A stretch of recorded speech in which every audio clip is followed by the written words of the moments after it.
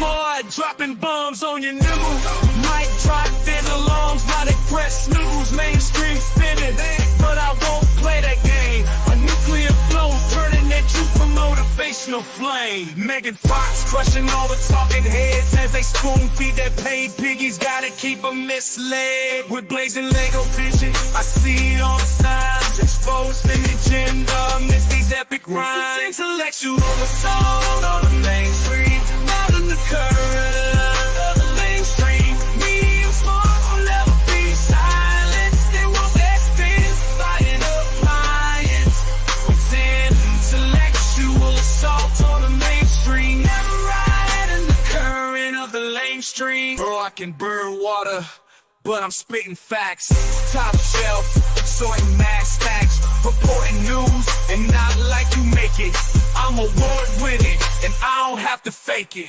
Megan Fox, an authentic voice, giving the masses a hard-hitting choice. That umbrella guy, hammering his song, while Megan Fox rights those wrongs. Now we hit the end of this tune, declaring war, and it isn't even new. Making dinner and still chopping rhymes like granite. In my area code, please, you're not even on my plan. Yeah, you're outclassed and you never knew. By the time I press singulars are through, breaking stories while you're chasing hunches. I'm a news titan, never pulling punches. Hey guys, welcome to the program. It's me, Megan Fox, and IT Goatee Brad, and welcome back to my channel. I have devastating news. Absolutely devastating news. I was cleaning up my office and I was in my chair and I had rolled it back like this. And I was picking stuff up from the floor and rolling around in my chair. I don't know why. But I rolled back too hard and I hit the back wall. And Douche Canoe Esquire's office tumbled to the floor and shattered into a million pieces. And I am it was the one that I left up because I had it on. And so now I've moved the Lego shelf over one so that if I back up, I don't hit it. But my heart broke. Tug in the hat rack. Tug, there's Tug. The hat rack broke too. The good news, I think I saved all the pieces. I think I can put it back together. But Douche Canoe Esquire's office is trashed. We can rebuild him. We have the technology. Dave, sorry. Dave, I meant to send you the link. It's coming right now. I'm sorry. I was busy I'm sorry. Dave goes, thanks for sending me the link. I did say I would do that. Okay. I thought you were recording, Dave. Dave, well, that's why I went early at 10 because he doesn't record until 11 his time or 12 his time. So let me send Dave the link. It's on Twitter, Dave. It'll be on Twitter. Sorry, Dave. Here you go. Get on in here, man. Get on in here. There you go. All right. Yeah. So that was heartbreaking. I put in hours of work to this. Maybe I'll have a local stream at some point where I put it back together for you. But anyway, so I've done a little bit of a redesign. I've moved my Lego shelf over that way. And hopefully, what happened to my thing? Hey, come on. Anyway, here's Dave. There he is. Get on in here, Dave Neal. How are you guys? Well, I'm pretty good. This is a crazy story. This is just crazy what's about to happen here. So what's going on? Tell me. I went back and forth about this, about whether I should go forward with it because, when somebody sends me something and they're like, I'm a source and I want to stay anonymous, I pretty much respect that. I always respect it, right? But there are some codicils to that. Don't use big words with me. I'm. What the hell are you trying to do? By the way, I knew it was going to be a big day when I saw you blow dried your hair. I was like, oh boy. Oh boy. Yeah, she used the electronics today. She's ready to go. Well, I got to tell you, I do have a big day today. I have 2 live streams planned. I've got this one right now, and then at 12:30, the Tilted Lawyer and I are going to do a new live stream. So I'll be redirecting you guys over there. Get a room. After this, I am introducing him to my my family court corruption scandal in St. Louis case that I worked on for 15 months, because there's actually an update that I just got this weekend in one of the biggest cases there, of the Michaela Haynes case. And so I had sent it because, since he's a family law attorney, I wanted his opinion on this reporting that I did. So he's been kind of reading it up on it over the weekend, and he wanted to sit with me and do read through the latest motion in the Michaela Haynes wrongful death suit. So we're going to do that. It's going to be great. I'm excited. That's at 12:30. But we got to get through this Laura Owens stuff first here today. My Wi-Fi's low. Brad, tell me if I sound like a robot. No, you're good right now. Okay. All right. So here's what I'm talking about when I say codicils. I'm using big words. But there are some guardrails, let's say, guardrails that there's a certain line with a source that if you don't verify certain things, I no longer consider you a source. I consider you either a time waster or trying to trick me. And if I get to the point where I think a source is trying to trick me or waste my time, all bets are off and I can read your shit. Okay? Yeah, it's like when you go to the bar and you meet somebody and they're like winking at you, and then the night's kind of ending and you're like, are we doing this or not? Are we this something? Because all signs said we were going to do something, and now I don't feel like we are. And I could go to Taco Bell right now. Yeah, I could have done a lot of things with my time. And actually, I think that one of the reasons why this happened was a time waster. I think the person who sent these emails wanted to waste my time, Lauren's time, and everybody else's time involved in this. That's also the theory with the Megyn Kelly producer, that some people thought she was fake. Mm-hmm. And I was like, that's brilliant. If she did fake that producer just to stall us for a few weeks, that'd be really brilliant. I don't believe that's true, but I haven't confirmed it either way. Interesting. I want to get to these super chats really quick because there's a couple of them. Young Hero, thanks for the 5, says, wonder if Laura will be able to swallow the loss in a few days. Well, she's pretty good at swallowing, so probably it'll be all right. Laura Owens, thanks for the 5, says, I've gotten pregnant twice and taken Plan B 7 times waiting for this live to start. Sorry, folks. Complicated business. I was busy copying and pasting so I don't dox my email inbox. Aussie Wombat 0105, thanks for the Aussie 8. Trashed as it deserves. Thank you for that. I appreciate it. Brad, are you hearing my little ringing noise, or is it still being weird? No, I hear it. It's just, it's hot. Oh, I'll stop doing it then. Okay, we still haven't. Remind me, Brad, after this, if you have time, we need to fix the soundboard. Okay. Laura Owens, thanks for the 5. Douche Canoe's office on your floor is still better than his in real life. And Fallen Hero 4567, thanks for the 2. Good morning, everyone. Good morning to you. Unhung Hero says, I bet LO has a mouse jiggler. Liz Wagner, thanks for the 5. Megan had a huge glow up on TLT's live. Great hair, beautiful makeup, cute top. You looked amazing. Well, thank you so much. Appreciate that. I do try to look presentable when I go on other people's channels. I save the nighttime jammy streams for my stream. The short shorts and ponytails stay on this channel. All right. Laura Knighty is in the chat. I got to remember how to spell your last name. I spelled it in my phone wrong, and it's bothering me every time I look at it. Neidigh. Remember that, Megan. Remember that. Very Gaelic when they throw the GHs in there for no reason. GH, man, for no reason. Yeah. I'm updating mine now because I just put Laura N. Okay. Goober the Rose says, I love Megan, and she is way too unfocused at times. Well, No. You are you, and that leads to you doing you things. Don't change. Don't be somebody else's thing. Everyone wants, well, if you could just do this in a TikTok, we wouldn't be here. We wouldn't be. If we were like some 19-year-old who could just bang out our thoughts in 40 seconds, we wouldn't be here. We're unmedicated millennials and Gen Xers, okay? This is the best we have. You know what's terrible? I'm actually medicated, and this is the way it is. Okay, these are the ABCs of me, baby. This is me on medication. Imagine me off of it. But some of the chat, my mods, they know what it's like. It's way worse. Okay, way worse. Just be happy that you get what you get. All right. So what I have done now is I have copied and pasted the emails that I received from a person going by the name Tag, T-A-G. I received these emails back on May 6th and going through like the 18th. I've got several of them. They are exhausting to read. They are very long. When I get tired of reading, Brad's going to take over.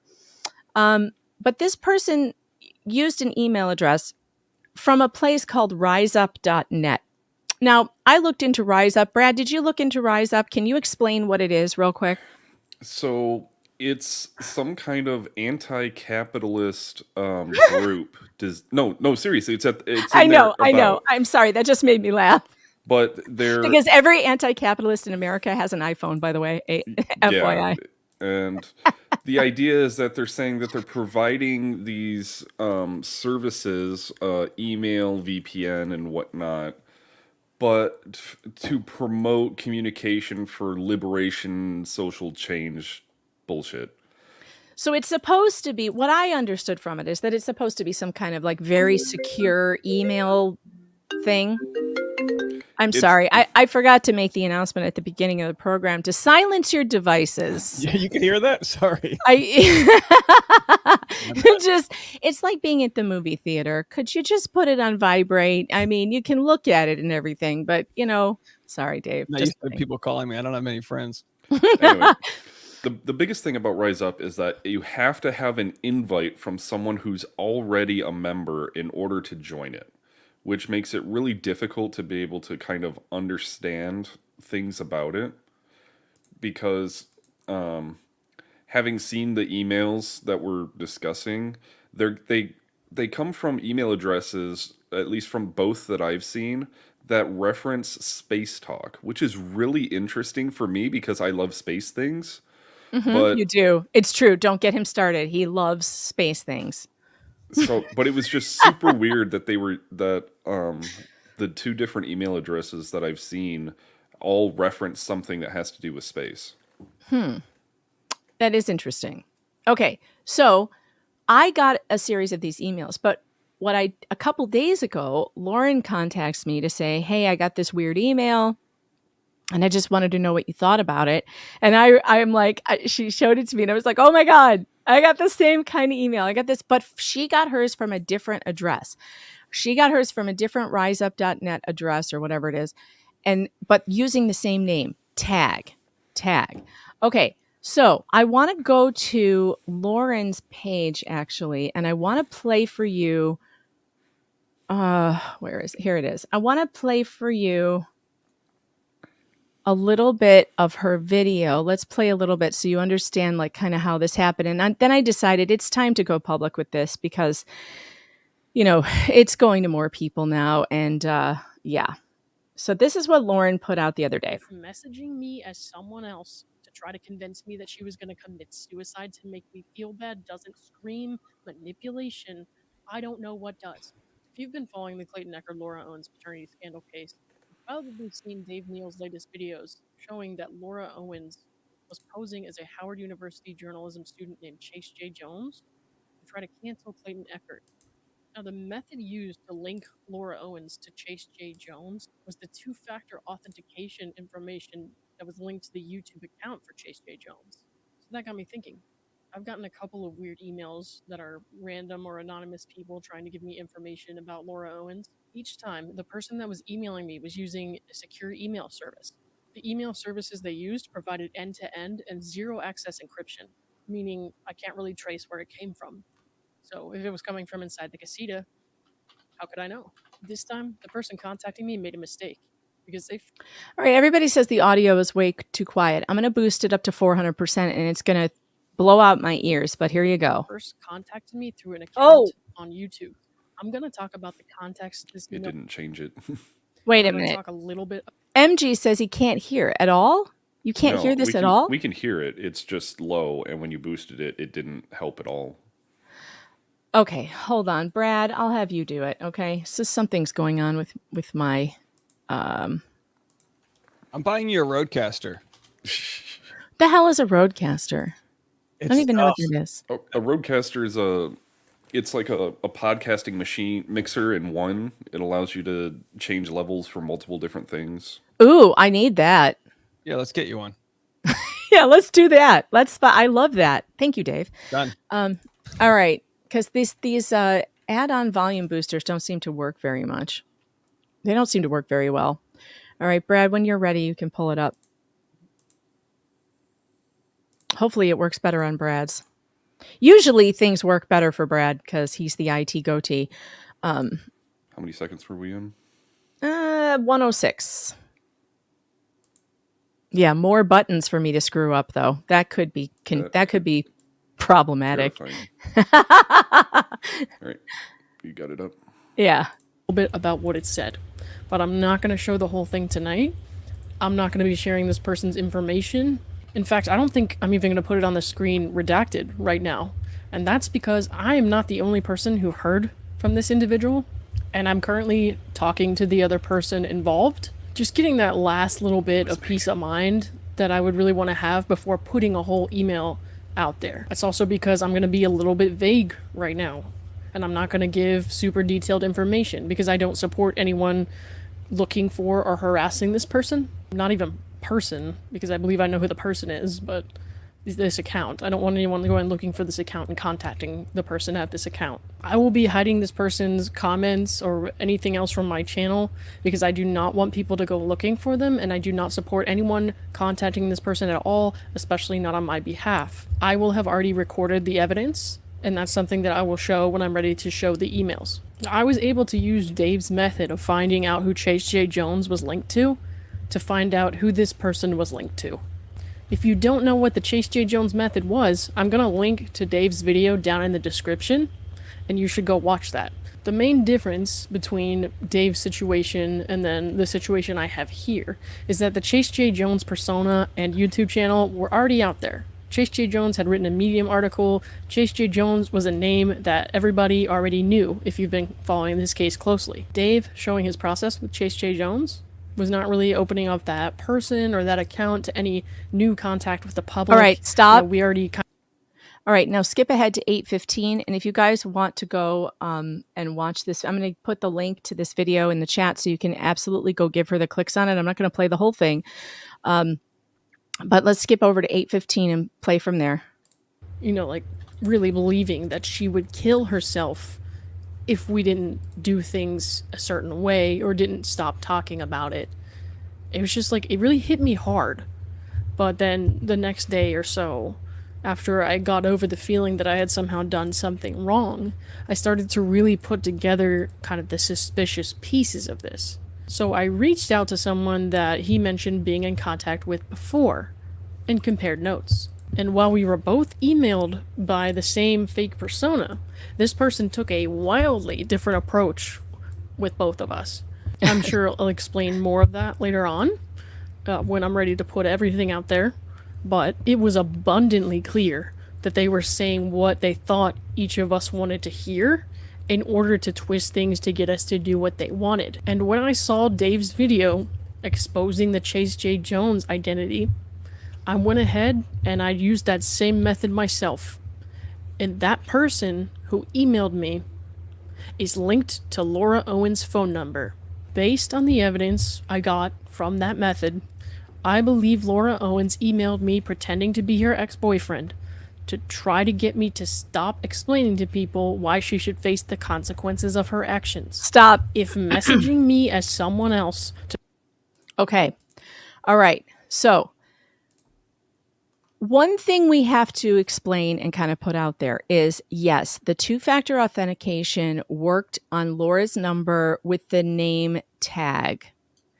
This account is not brand new. It's been in use for a while. Brad, what was the earliest? We found a 2020 posting by the YouTube channel that was connected to this person. Yes. So just to briefly go into it, there is a YouTube comment that was on Lauren's video, and that YouTube comment said, "Hey, I sent you a Venmo, and check the Venmo." She got the Venmo. The Venmo said, "Email me at this address," which was the riseup.net. The riseup.net. So right. the YouTube account, which is tied to a Google account, is what was used to try and figure out what the if the number associated with that Google/YouTube account was tied back to Laura Owens. Okay, and I have to clarify one thing, because as I was doing tests on the two-factor authentication, you do not really have to put in any email address or account when you hit forgot email. It kind of forgets what you put in there at that point. Yep. However, so it doesn't matter if you put that Google account name in there and then you hit forget email, it just forgets what you wrote.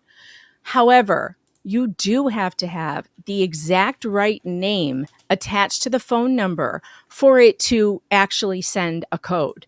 If you use any other name, I've tested this on Dave's. I've tested it with mine. If you use any other name, it'll say account not found. So we can connect the first name and the phone number, and that's what we did. And we connected the name tag to Laura Owens' phone number. Now, I believe that tag is one of her alternate personas. That's what I believe. I believe all available evidence shows me that. Could there be some other explanation? Maybe. I'm going to let you guys make up your mind for yourselves as we read this email. But again, I just want to say before I do this, if you are a source on a story of mine and you contact me, I have literally never done this before. I have never read an email of someone claiming to be a source and giving me confidential information. I've never done this before because I've never run into a situation where the person giving me the information wouldn't answer basic questions, wouldn't give me the evidence I needed to know what they were saying was true, which is, please identify I need to verify your identity. I will not go public with your identity, but I need to verify that you're an actual person, that you're who you say you are, and give me some kind of evidence that you would have the knowledge you say you have. I've never had a source not give me those things before. So you can trust me that if you're sending me stuff and you're legit real, I'm not going to burn you like this. But in this case, I don't think any of this is real. So let's just get to it, shall we? I have copied. Yeah. How funny is it, just to back up, what we're trying to do, which is be like as fair as possible. On Friday night, I'm like waiting for my pizza delivery to show up, and you and I are trying to hack into each other's YouTube channel. Because literally, I'm like, here's my number. All right, send this code to me, but use the wrong name. Okay, now use the right name. Like, we were doing that. And so it doesn't mean that there isn't some sort of glitch where randomly Jane Doe's not, but I will say, obviously, she's manipulative as hell. And when I confirmed with like inside sources, not algorithms and glitches, with inside sources, her phone number was attached to that Chase J. Jones guy. We don't necessarily have that here, but if you're doing it with one account, who's to say she's not doing it with another? And you might say, how could she have been planning this since 2020? Because she did it in 2016 and 2020. Yeah. So I believe she uses alternate identities online. I think she has multiple of them. I think that Facebook account might be hers, the one that I bet she's farmed identities that haven't even been used yet.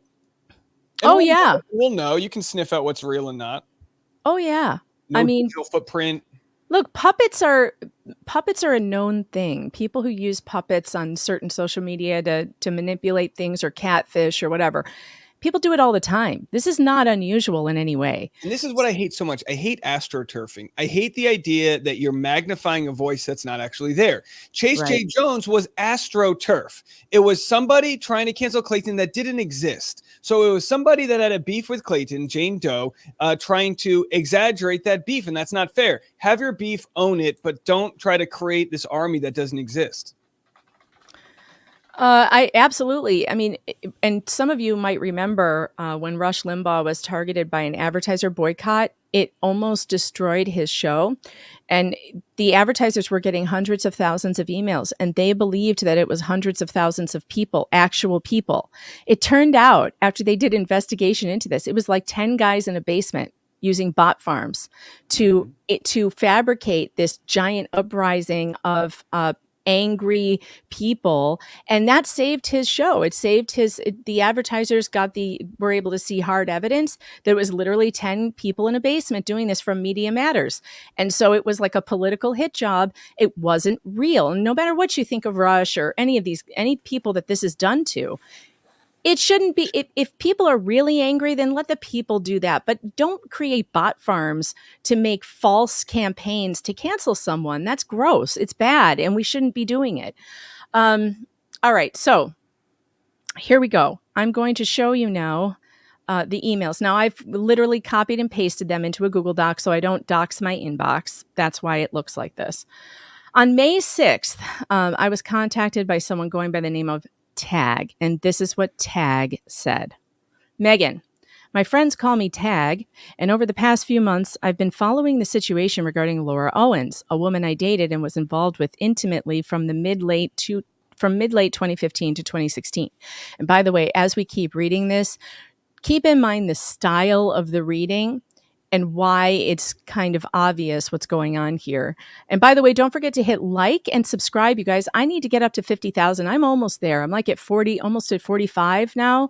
And there's 1,100 of you here. If you haven't subscribed yet, get in there and do that. Do it now. All right. Do you have your comments turned on so that only subscribers can comment?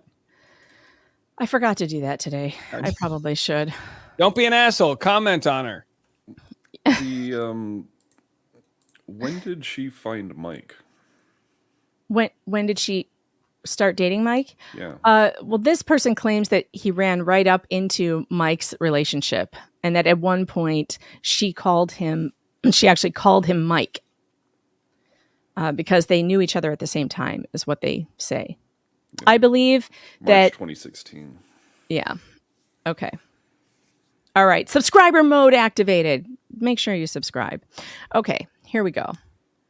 I am not fully ready to come forward publicly with my story, but am willing to support you and the other victims specifically with what I feel could be valuable background information and help fill in some critical information holes. Before I go into a lengthy discourse, and believe me, it's lengthy, I thought I should at least send you an introductory email with some basic details and make sure you and I connect before I go any further. I want the truth to come out about Laura and her psychotic mother. Oh my goodness. So again, if this is coming from inside the casita, wow. Can you imagine even pretending to be someone else calling your own mother psychotic? But I have to admit, I have 3 primary reservations about telling my own story, both to you on background as well as anything resembling a public release of information. 1, I am not proud of my behavior during this time of my life. In fairness, and at the time, I did not entirely know or understand what I was dealing with between the mental health morass of Laura and her mother. However, if Laura and my situation of losing non-existent twins due to her non-existent cancer diagnosis had been completely above board, my reaction to that situation would not reflect well on my character. 2, I feel an incredible amount of guilt, and am very conflicted that I could have somehow stopped this from happening to at least 2 to 3 other men. My guilt has been as such that I attempted twice to reach Clayton back in September through October with no luck. But I feel really horrible how she's laid this huge path of emotional destruction with him and others.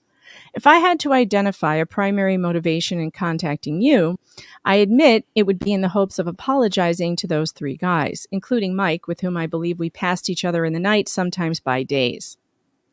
3, I do apologize for my bluntness here. Before contacting you, I took the time to read your other articles and body of work, and I do view you as a talented and professional writer and speaker. I do find myself having serious issues with Dave Neal, however, for reasons I honestly can't explain. Join every girl I've dated. He and I have zero connection or personal history. Yet I was immediately repulsed by literally almost all of his content from day one. Everything he says or puts out online has the feeling of his hand in your pocket. And I honestly don't believe he takes any of the behavioral health implications of this seriously. Frankly, he is an unfunny vulgarian, and I take serious issue with him calling himself a journalist. Damn, Dave. Golly, how come I always get sucked into these things? I'm just trying to make friends. Everyone hates me. Okay, red flags in the chat when you hear a red flag, okay? And I think that's our first really big one is the out of control hatred for Dave Neal. I don't understand who can hate Dave like this. I really don't. This is one of the things that kind of tipped me off that this is not a victim, that this is coming from inside the casita, because we know that she hates you most of all for some reason. I thought we were friends.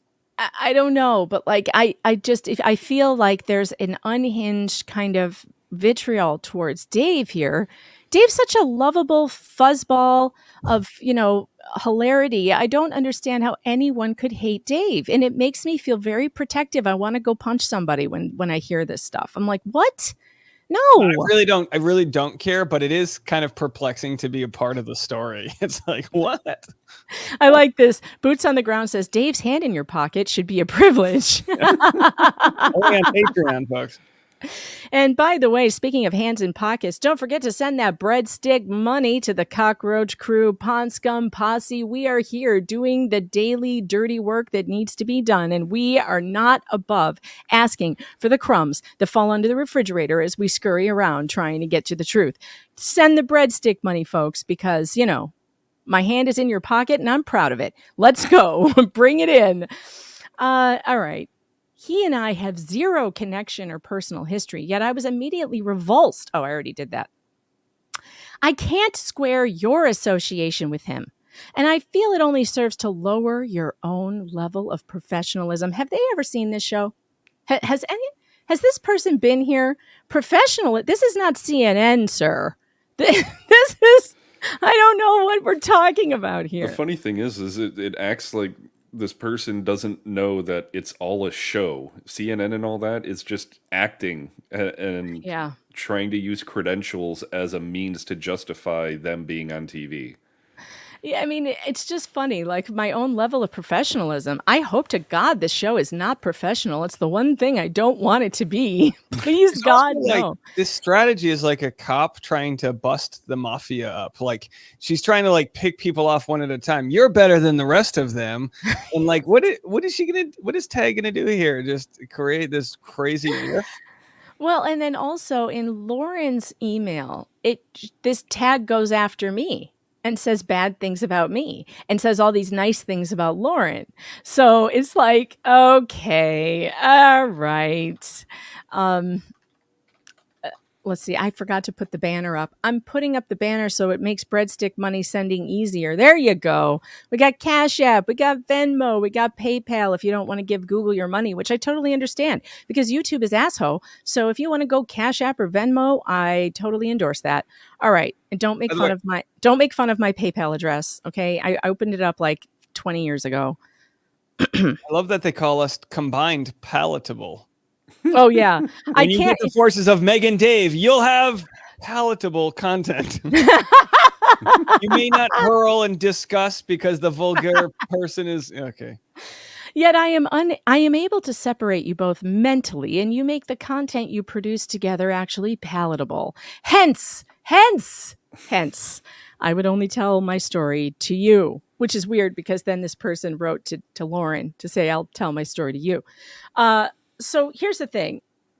The way this is written, does this sound like a dude to you? No. So I had somebody contact me and tell me that when they are trying to write as a man on some game that they do, they put it through ChatGPT. I think for table games, if they want the text to sound, if they want the story to sound like a man's perspective, she'll write it and then she'll put it into ChatGPT and say, please make this sound not like me, like a man, and then it will. I mean, if this is coming from inside the casita, she doesn't even do the basic thing of trying to make it not sound like her. She uses words like hence and palatable. Come on, stop this. Even George R.R. Martin doesn't do that. I don't know who that is. Who is that? He wrote Game of Thrones. Oh, right. Lastly, to reassure you of my validity from a provenance perspective. Oh my God, what does this even mean? What is I think I had to look up this word. I'm going to do it again. So that's provenance. That's No, different. provenance, not providence. No, provenance is like if you bring something into pawn stores, the provenance is the origin, information that justifies the story that you're the beginning of something's existence, something's origin is what the dictionary says. Okay, fine. Lastly, to reassure you of my validity from a provenance perspective, when I first met Laura, I was commuting. By the way, capitalize the when. It's not a new sentence. I'm not a grammar expert here. Well, there was a semicolon, and yeah, you're correct. It should not be I'm sorry, a full colon, but it shouldn't be capitalized. No, when you use a colon, you don't capitalize the next thing. So that's a grammar problem. Trends here. I don't know if she's purposely trying to throw off the grammar. She thinks of these things. You know, I mean, it's not an accident. She does get caught, but she does try to throw things off. Yeah, Shannon says bloweth is so dramatic. Yes, that's another red flag. And every time we run into a red flag, I want to see red flags in the chat in case I miss something, okay?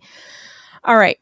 When I first met Laura, I was commuting to San Francisco, and SFO is that's the San Francisco That's the No, it's the acronym that San Franciscans use, SFO. I looked it up. It's like it means something. I can't remember what now, but it's the acronym they use for San Fran. No, that's the airport code for San Francisco. Okay, fine. So traveling to the airport weekly and just getting into the San Francisco scene. Whoa. No, I don't want Grammarly. At the time, Google Voice was a hot technology, and it saved me in this situation in a couple of ways. First, because it allowed me to put up a technology wall between Laura and I. It should be Laura and me, that she couldn't break through. Second, it preserved look. Isn't there a 2 spaces between the period and the S here? There are. That's another red That's flag. another Laura-ism. She puts 2 spaces between a period in the next sentence, you guys. Check it out. Sometimes. I do that too. She's removing, or she's ensuring to remove that. She's trying to fix that because people have noticed it. Yeah. Second, it preserved a record of her insanity, culminating in what allowed me to feel completely comfortable in cutting her off because, in her last few messages, she slipped and started referring to me as Mike, who we both now know as Mike Maricini. Thirdly, it's given me perspective, coming 10 years on, that my instincts, which drove my behavior, were actually accurate and true. Please let me know you received this, and if hearing any more about my experiences would help you. So I did respond. And at this point, after the first one, I kind of believed this could be true. So I wasn't really thinking at this point that this was anything other than somebody wanting to talk.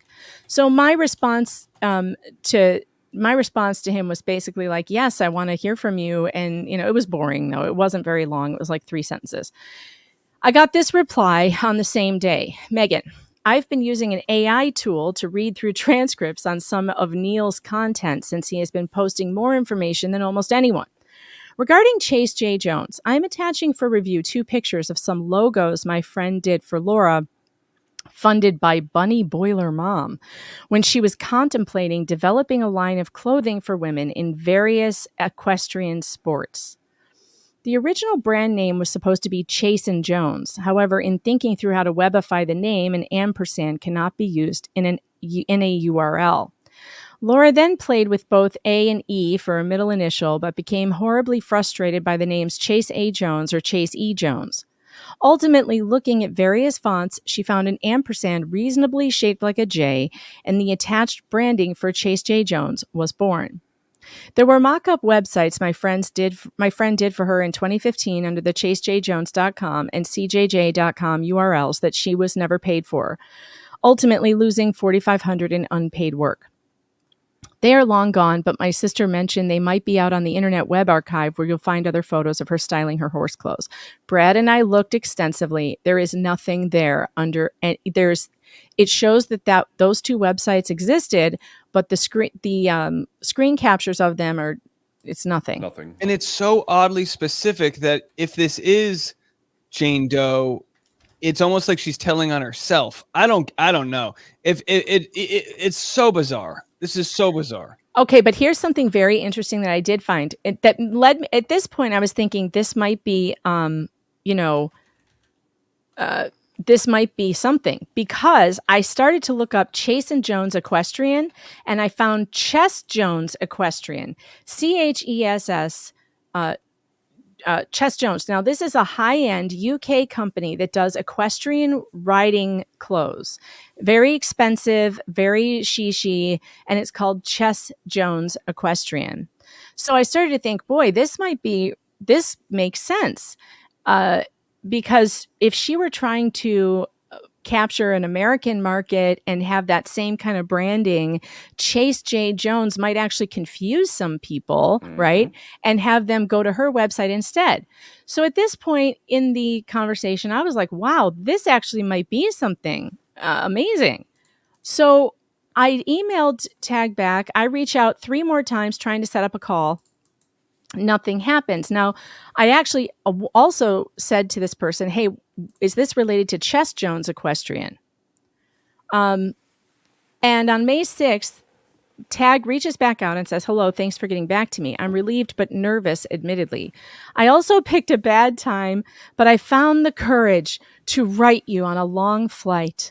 I am several hours ahead of you and currently on a train en route to Vienna, Austria with a dead laptop charger.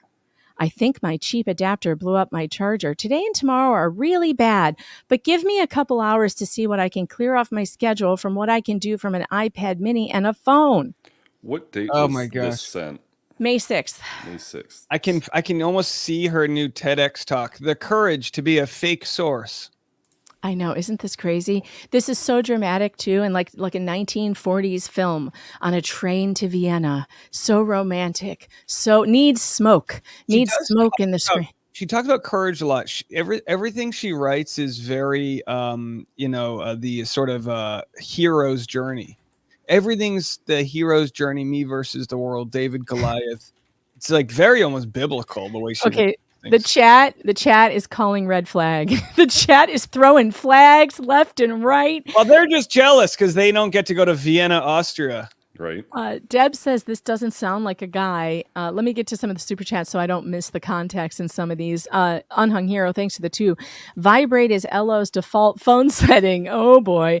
Laura Owens, thanks for the 5. If only I had put it on vibrate, we wouldn't be here now. Oh my God. David Woodman-Minzy, thanks for the 5. And now we know that IT goatee Megan chemistry. Brad loves spacey things. Damn you, chat. Damn you, chat. That was a good burn. Burn! Colorado Canadian, thanks for becoming a member. Welcome to the Fox Den. I don't think my soundboard's going to work right now. We'll try it. It's weird in here. Was that very loud? I'm sorry. Jeez. Okay, I won't do it again. Not going to do it again. Sorry, the soundboard's out for today. We're going to have to fix it later. Laura Owens, thanks for the 2. Vulgarian, who writes like this? Laura do. Owens does. Nutin Linkett, thanks for the 2. We love you, Dave Fund. Oh, thank you. Tiffany, thanks for the 5. You're so Jane, to the tune of You're So Vain. You're so Jane. You probably think the song is about you. I love it. All right. Bruce from Oregon, thanks for the 5. Power Vulgarian Dave Neal, have a scone. By the way, someone on Twitter gave me a nice shout out for my after this character assassination by Tag. You know what's ironic is that my morning rush hour podcast, I talk a lot about the main key to success is optimism. And then here you've got like just this Vulgarian sort of portrayal. Just be optimistic, folks. Try to be happy. A lot of good things happen if you're try to be happy. You know? So in the same... Oh, sorry. Go ahead. No. Go ahead. I was to say, so I took one of the emails that I have purported to be from Tag, and it's 600 and... what is it? It's a page and a half, single-spaced, 686 words, and I put it into Copilot, and I said, make this sound more masculine. Cut it in half. It's 319 words. Yeah. It's so wordy. Men do not write like this. It's very unusual for a man to write in this type of flowery language, right? And why would you write this much if you're got a dead laptop? Shouldn't it be? I mean, all you have left is your phone, I guess. Can you imagine writing a couple pages on an iPad mini? Like, yeah, it doesn't make sense. It doesn't make sense. Laura Owens, thanks for the 5 red flags. Oh, wait. Should I be red flagging myself? Unhung Hero says double space after period is what I was taught for writing papers in college. It's changed since then. It's only 1 space now. The AP guide says 1 space, and that's it. And that's how double spacing drives me absolutely crazy. That was a typewriter thing, by the way. That's why we did it that way. And when the word processor came around, it became unnecessary to do 2 spaces. Anyway, Lady Texas, thank you for the 5. I think she has done this to try to make Chase J. Jones fit into her narrative now that she's been busted. Oh, I don't know. I think that Tag thought I was going to go public with this way before I did. Chris Jenner, thanks for the 2. PDX is Portland Airport, but also used for the city. Gotcha. Okay. So let's get back to it. I'm sorry those so by the way, the Tag said that he had attachments. He was attaching those the logos, the Chase J. There was nothing attached. I'm sorry those attachments didn't come through. When I get my Mac back up and running, I'll resend. I also wrote you a longer email initially that had more details that I will just hit send on. Yeah, she never did. It will be a little redundant in the beginning, but you can skip ahead. One thing you will learn is that I have a lengthy career in medicine, starting off life as a medic in the military. I am sensitive to people's mental health concerns. So regarding Chess Jones, because I asked him about Chess Jones, you are 1 step ahead of me. After a few months of working on the clothing project, my friend Stefan eventually pointed out to Laura that he felt she was essentially ripping off their brand. And after a lot of back and forth, he backed off the project. Now, this is weird because in the first email, he said the person he knew who worked on the project was a woman and called her she.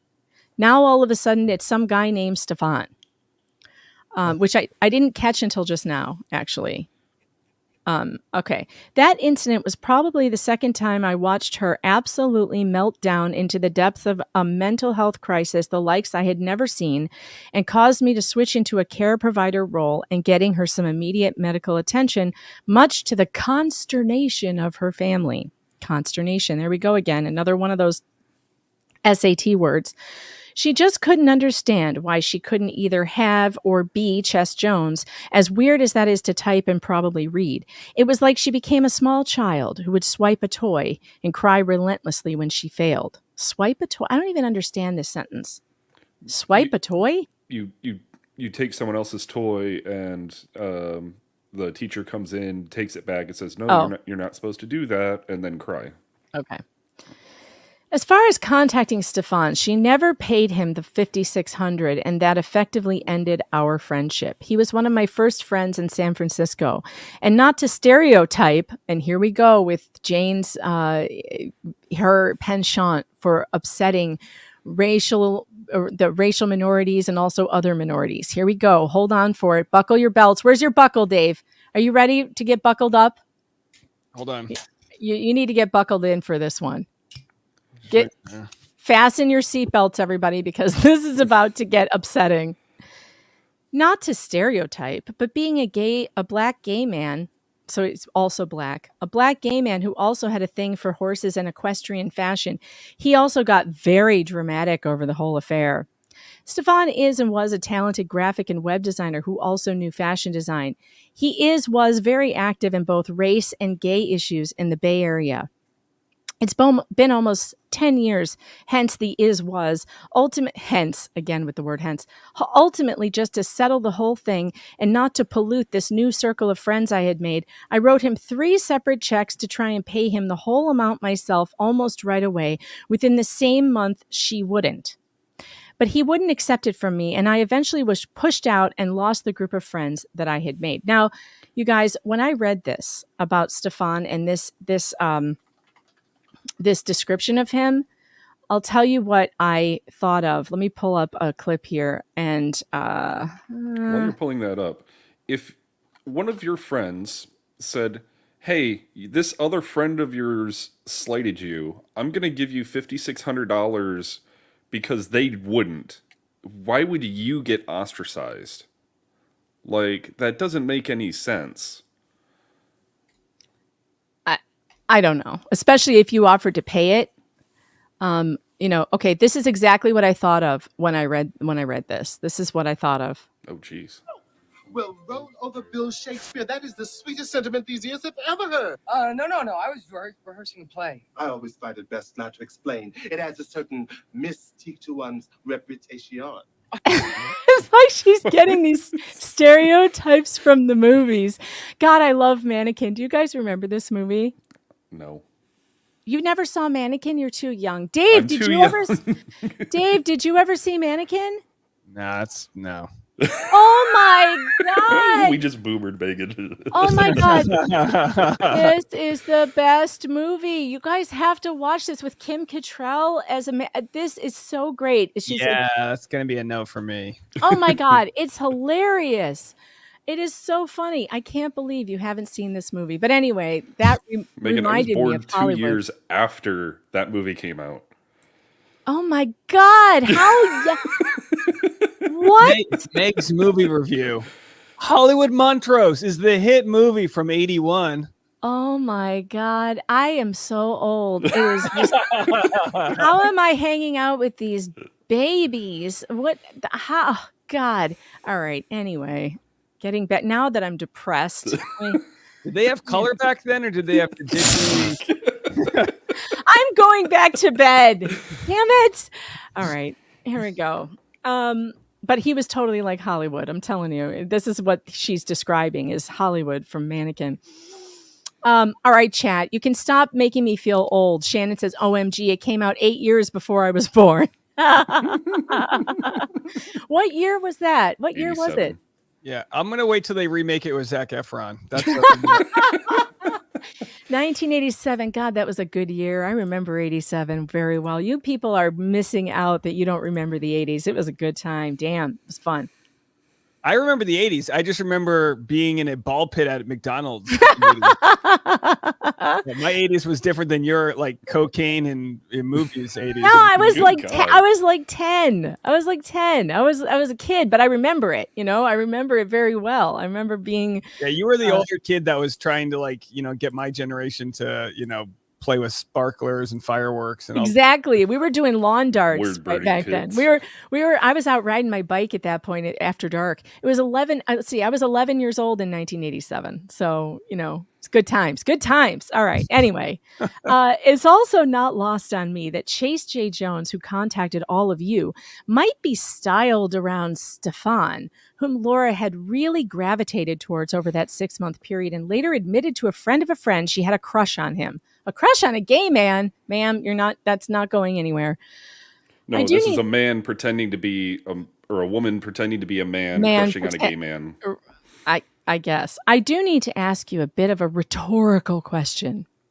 And by the way, also, here's a red flag for me. Does a military dude, actively seek out flamboyant gay men in San Francisco to be friends with?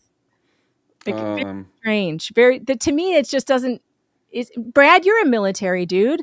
Like when you hang out and go barbecue with the guys, like, are you looking specifically for flamboyant gay guys? I'm certainly not, but that doesn't mean that there weren't flamboyant, and because you got to remember the Don't Ask, Don't Tell was removed right during the beginning of the Obama administration. So once that was removed, it became less of a polarizing thing in the military.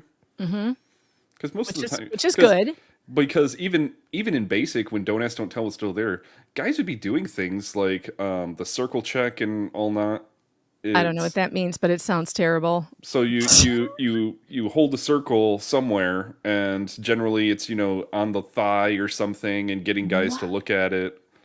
It's a whole thing. A circle what now? Circle check. I don't know what that means. So if you're holding the circle and a guy looks at it, then you like slug him or something for it. And why? Yeah, being a guy in the 90s was pretty toxic. Yeah, you could pretty much get punched for anything.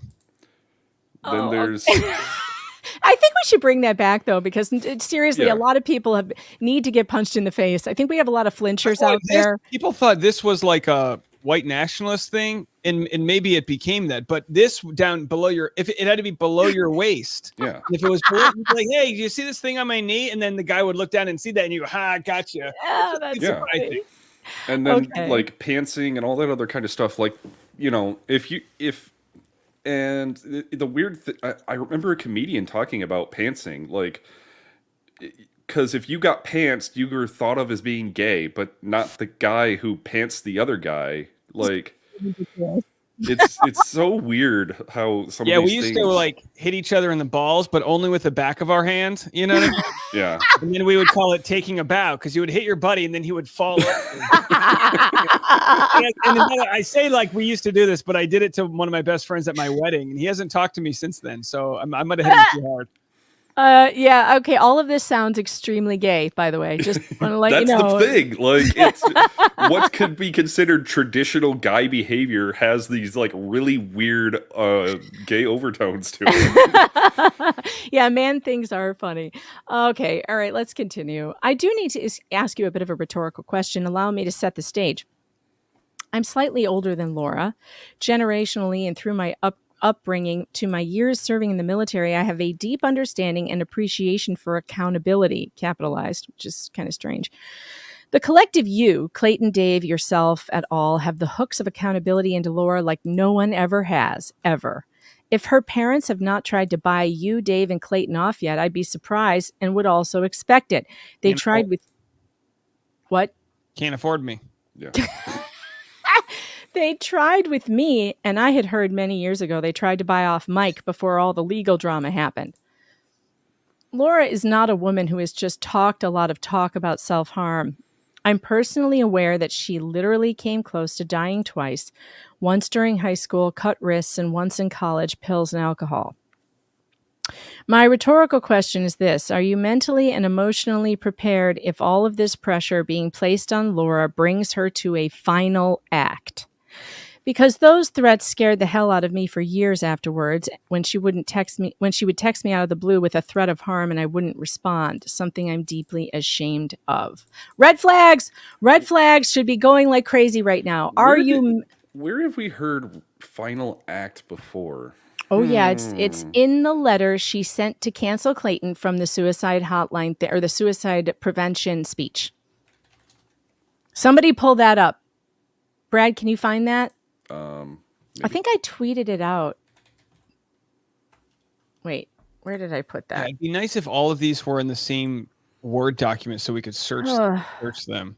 I think I tweeted this out recently. Let me check.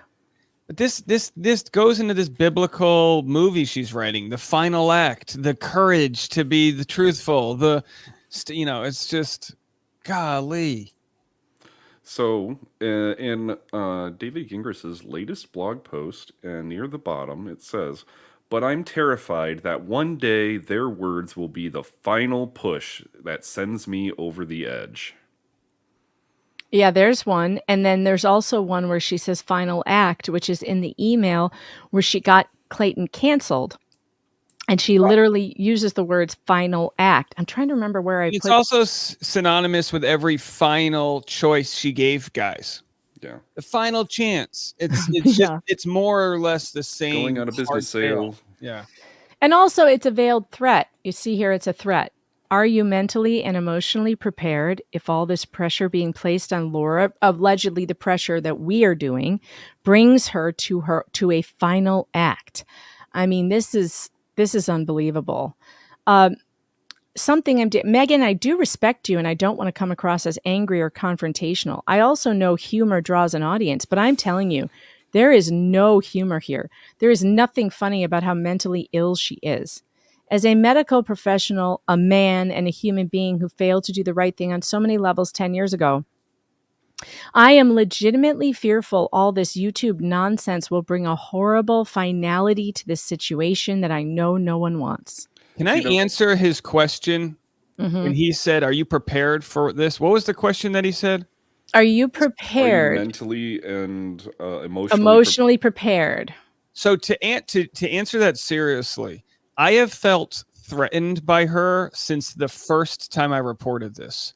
I have been threatened with losing my livelihood, and do I feel prepared for to deal with if she actually harms herself. I don't think ever entirely I could be prepared for that, but I don't feel like I have been unjust in uncovering the truth. I think I've tried so hard to be a hall monitor that people don't make fun of her looks and keep it on point to what we're dealing with. So I do feel like I've done as much as I can to cover a story that needs to be covered, while also not letting her hide behind whatever emotional self-harm she, is leveraging against me. So I guess the quick answer is yes. I mean, I do, yes, because it's like, well, it's me or you. What are you're just gonna blow me out of the water with a giant defamation suit and make me homeless and do all these crazy things and fuck with me my whole entire life? Well, right, like she did to Mike Maricini and Greg Gillespie and Clayton Eckert. I mean, I feel the same as you do. I don't think I've done anything wrong here. I've covered this story the way I cover every story. I've made fun of everybody. I've made fun of Jay Hatch. I've made fun of Jay Hatch's lawyers relentlessly. I have made fun of a lot of people who I think do bad things, because ridicule is a potent weapon against people behaving badly. Public shame is a good tool when the law can't do anything. Public shame helps a lot in a lot of situations. And in no way has anybody here ever wanted her to harm herself. That's ridiculous. No one wants her to be harmed. No one wants her. We've already talked about this. And the idea that she is trying to put in our heads that we will be liable or responsible somehow if she does something to herself. This is all self-inflicted. All of the harm she says that she's experiencing right now is all self-inflicted. She went to the media. She told lies. She fabricated sonograms. She did all of these things. She's impersonating people, I believe, allegedly. I believe she's impersonating people. She did these things. This is all self-harm. None of us have done these things to her. We are responding to the actions that she has taken, and this is America, and we have a right to do that. And if she takes some kind of horrible self-harm step, that is out of our hands completely. That is totally within her responsibility.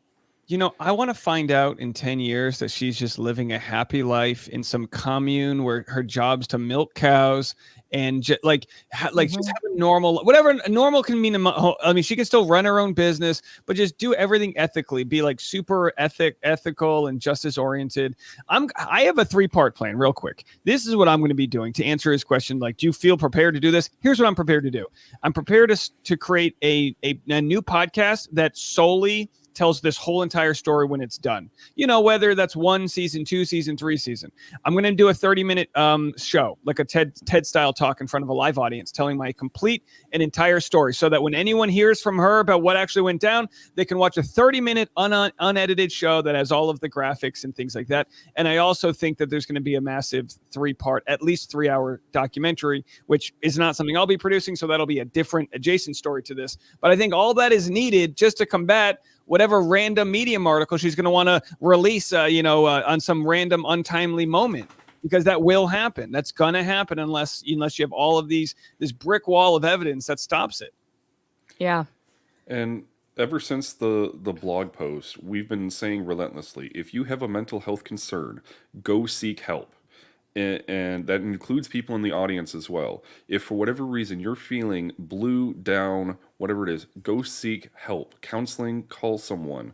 The National Suicide Prevention Line. There's veterans hotlines for those who have served. There's a number of resources out there to get you help.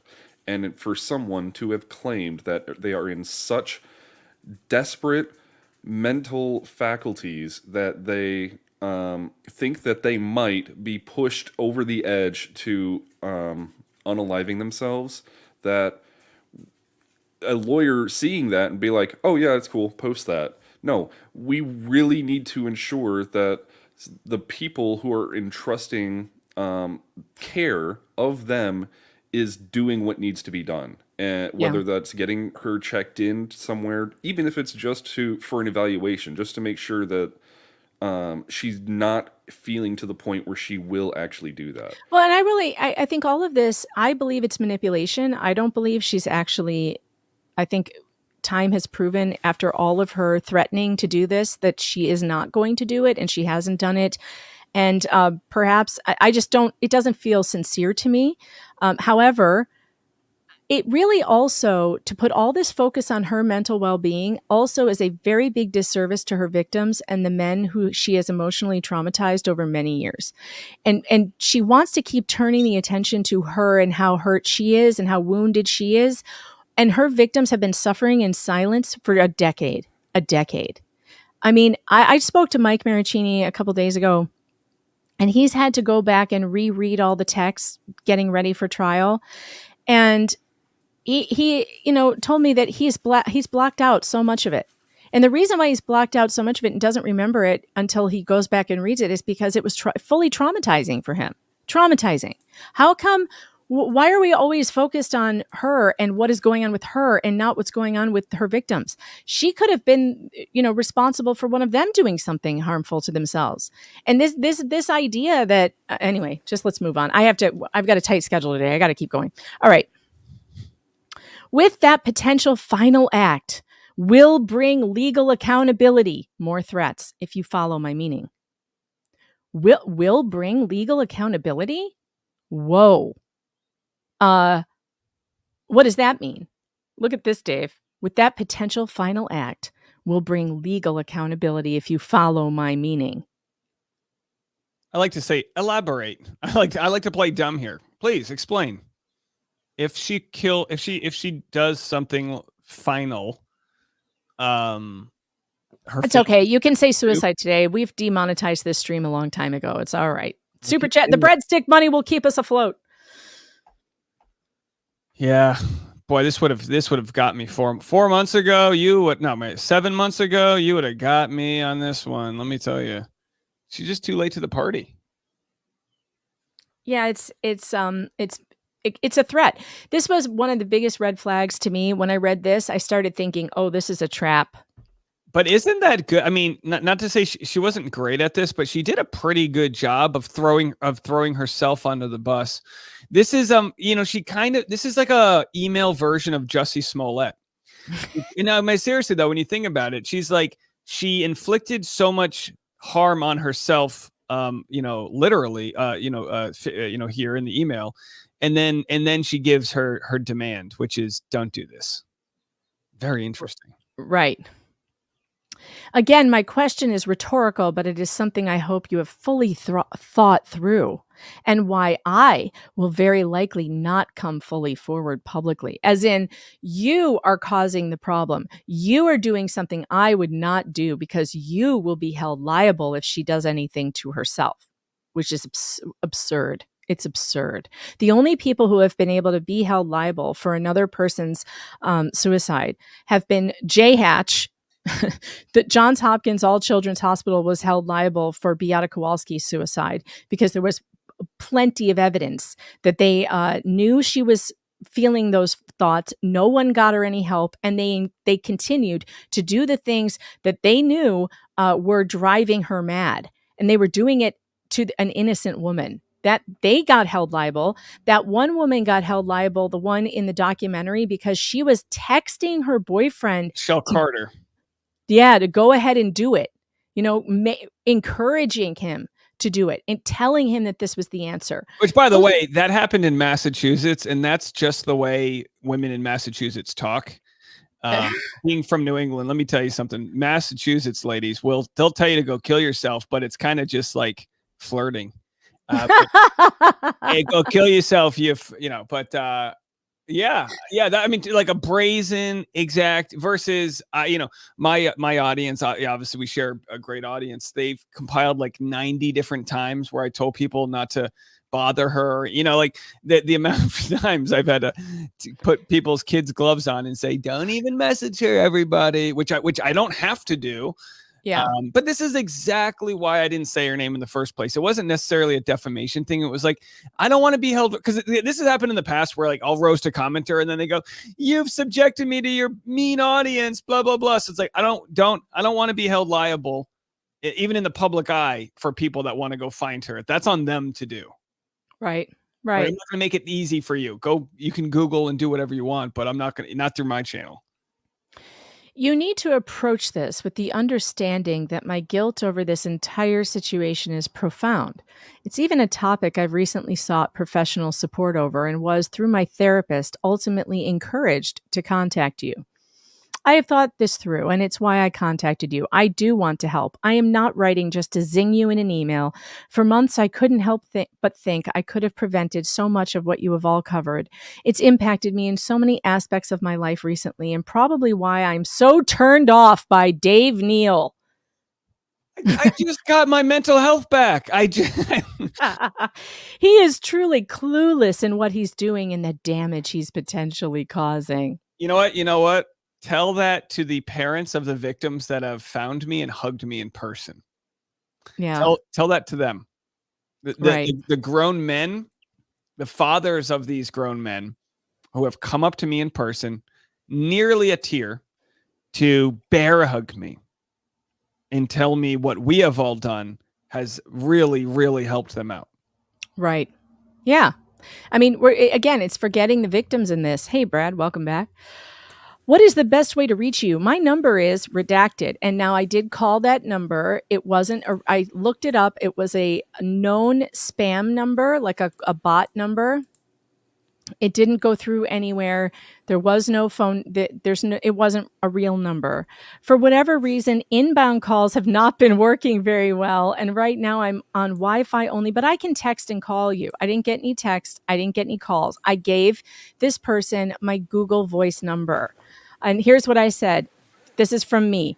Same day. I'm ready to hear your story, and I do understand your concerns. This is all I responded to this, by the way. Please do call. Here's my number. It's my Google Voice number, and I'll make sure I pick up. Waiting for your call. That's it. Now on May 6th, same day, I got this message. Also, my memory was that Laura owed Stefan $4,500, but in the middle of the project, the need for some wide format printer arose, and Stefan found a used one for $1,100 that he held on to.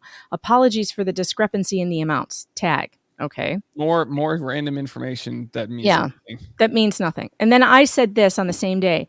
I was also just contacted by a member of the community who has been watching, who wants to stay anonymous, but he's offering to pay legal fees up to $10,000 for any victim who comes forward and needs a lawyer. Just wanted to let you know that's available to you. I have to go somewhere from 2 until about 4, but we'll be available to take a call from you until 2 or after 4. Same day from me, because I got no response. I'm still available to talk. I didn't receive the longer email you said you wanted to send, or if you want to resend, but I'm available when you are. Same day, or May 8th, 2 days later, from me. Are you still wanting to talk or not? If so, let me know when we can set up a call, because I've heard nothing since then. Again, from Tag on May 8th now. Within hours of my reaching out to you, I was contacted both at work and my home by both Laura and an attorney in Arizona who claims to be representing her, who has since sent me multiple messages and now a letter threatening legal action.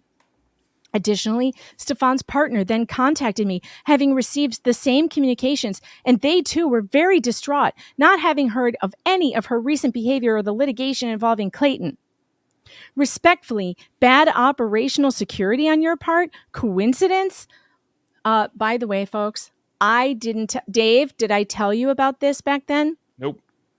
Brad, did I tell you about this back then? Nope.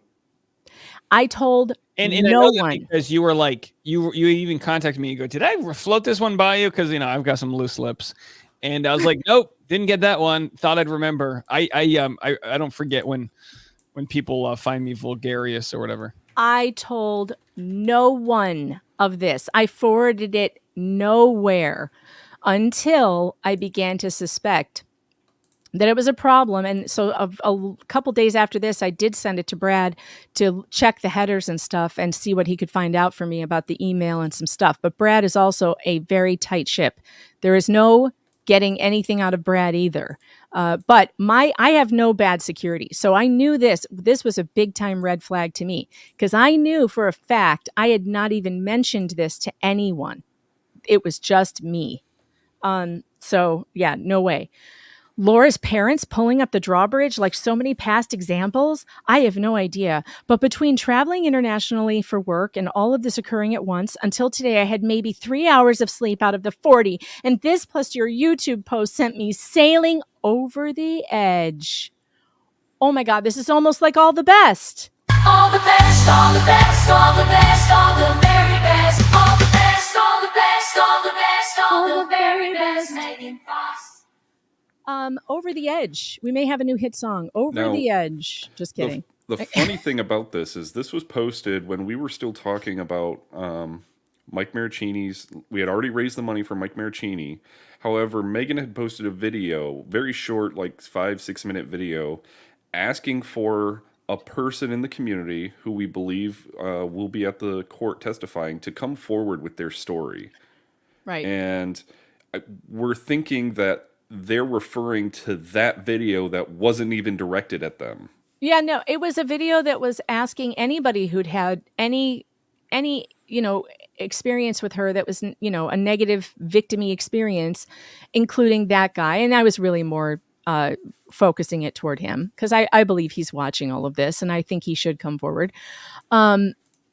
I like this. Roxanne says, like Megan leaked his info. How? She has no contact information for this person. That's right. I don't know the real name. I don't know a real number. How would I give anybody this information? It makes no sense.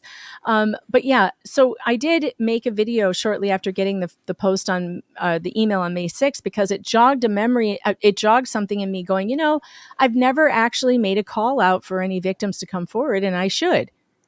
Because if they are feeling scared, then they should know that they're going to be protected. And so this is this person losing his or her shit over me doing that. Sailing over the edge. Watching the video that you posted almost immediately after we were in contact, the goals as you outline them has closed the door on us working together. Everything you brought up and communicated is nothing I can ever be a part of. I cannot allow myself to be outed the same way Mike Maricini has. I offer to support you solely on background. That is not this. Technically, I have been advised by an attorney not to speak with anyone, and we are evaluating potentially contacting Clayton through his attorney. It's been pointed out to me that injecting myself in this could have ramifications for his litigation. Out of professional courtesy, I wanted to make you aware of what has happened so that you can evaluate your security. You might counter that your video message was not directed solely at me, but let's be very honest with each other. You are not looking for dozens of other victims besides myself. Yes, I am. Yes, I am. That's not true. I'm looking for anybody who's been a victim, and there might be a dozen. Who knows? There is only one other individual who is truly a victim if you don't count her high school relationship. We are in contact, and I'm also confident you or Neil know this person's identity. I have since calmed down, slept. Again, this is supposed to be a man writing this. A man. Remember that. I have since calmed down and slept, and some common sense has prevailed. But I am still very concerned about the rapid fire timing of all of this. In case you are not completely aware, Laura is no dummy in this. Laura's a good-looking, young, viable woman with a tight vagina. In the period of time we were together in the years after, she amassed some minor skill sets using illicit email tracking technology. This is the part where he tries to make me scared that she can hack me. I would not go so far as to call her a hacker by any stretch, but she definitely scared me a couple of times with those tools and her knowledge. Also, consider that even if you think your security is pretty good, it could easily be that some of your compatriots' security is not, and that you were sent something compromising. Megan, I have all of your things. To be honest, I gave you all of my things. To be honest, it's just too bizarre for me even take in.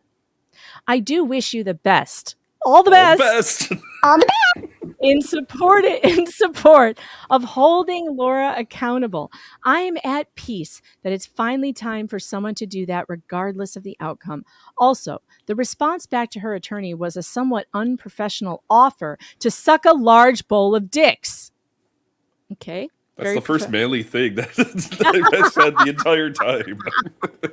And goddamn fucking shit, I almost wrote all the best and now can never do that again. Regards, I guess. All the best, all the best, all the best, all the very best. All the best, all the best, all the best, all the very best. Megan Fox. You know what this just said to me was I sign everything I write with all the best and now I can't do it and I just told on myself.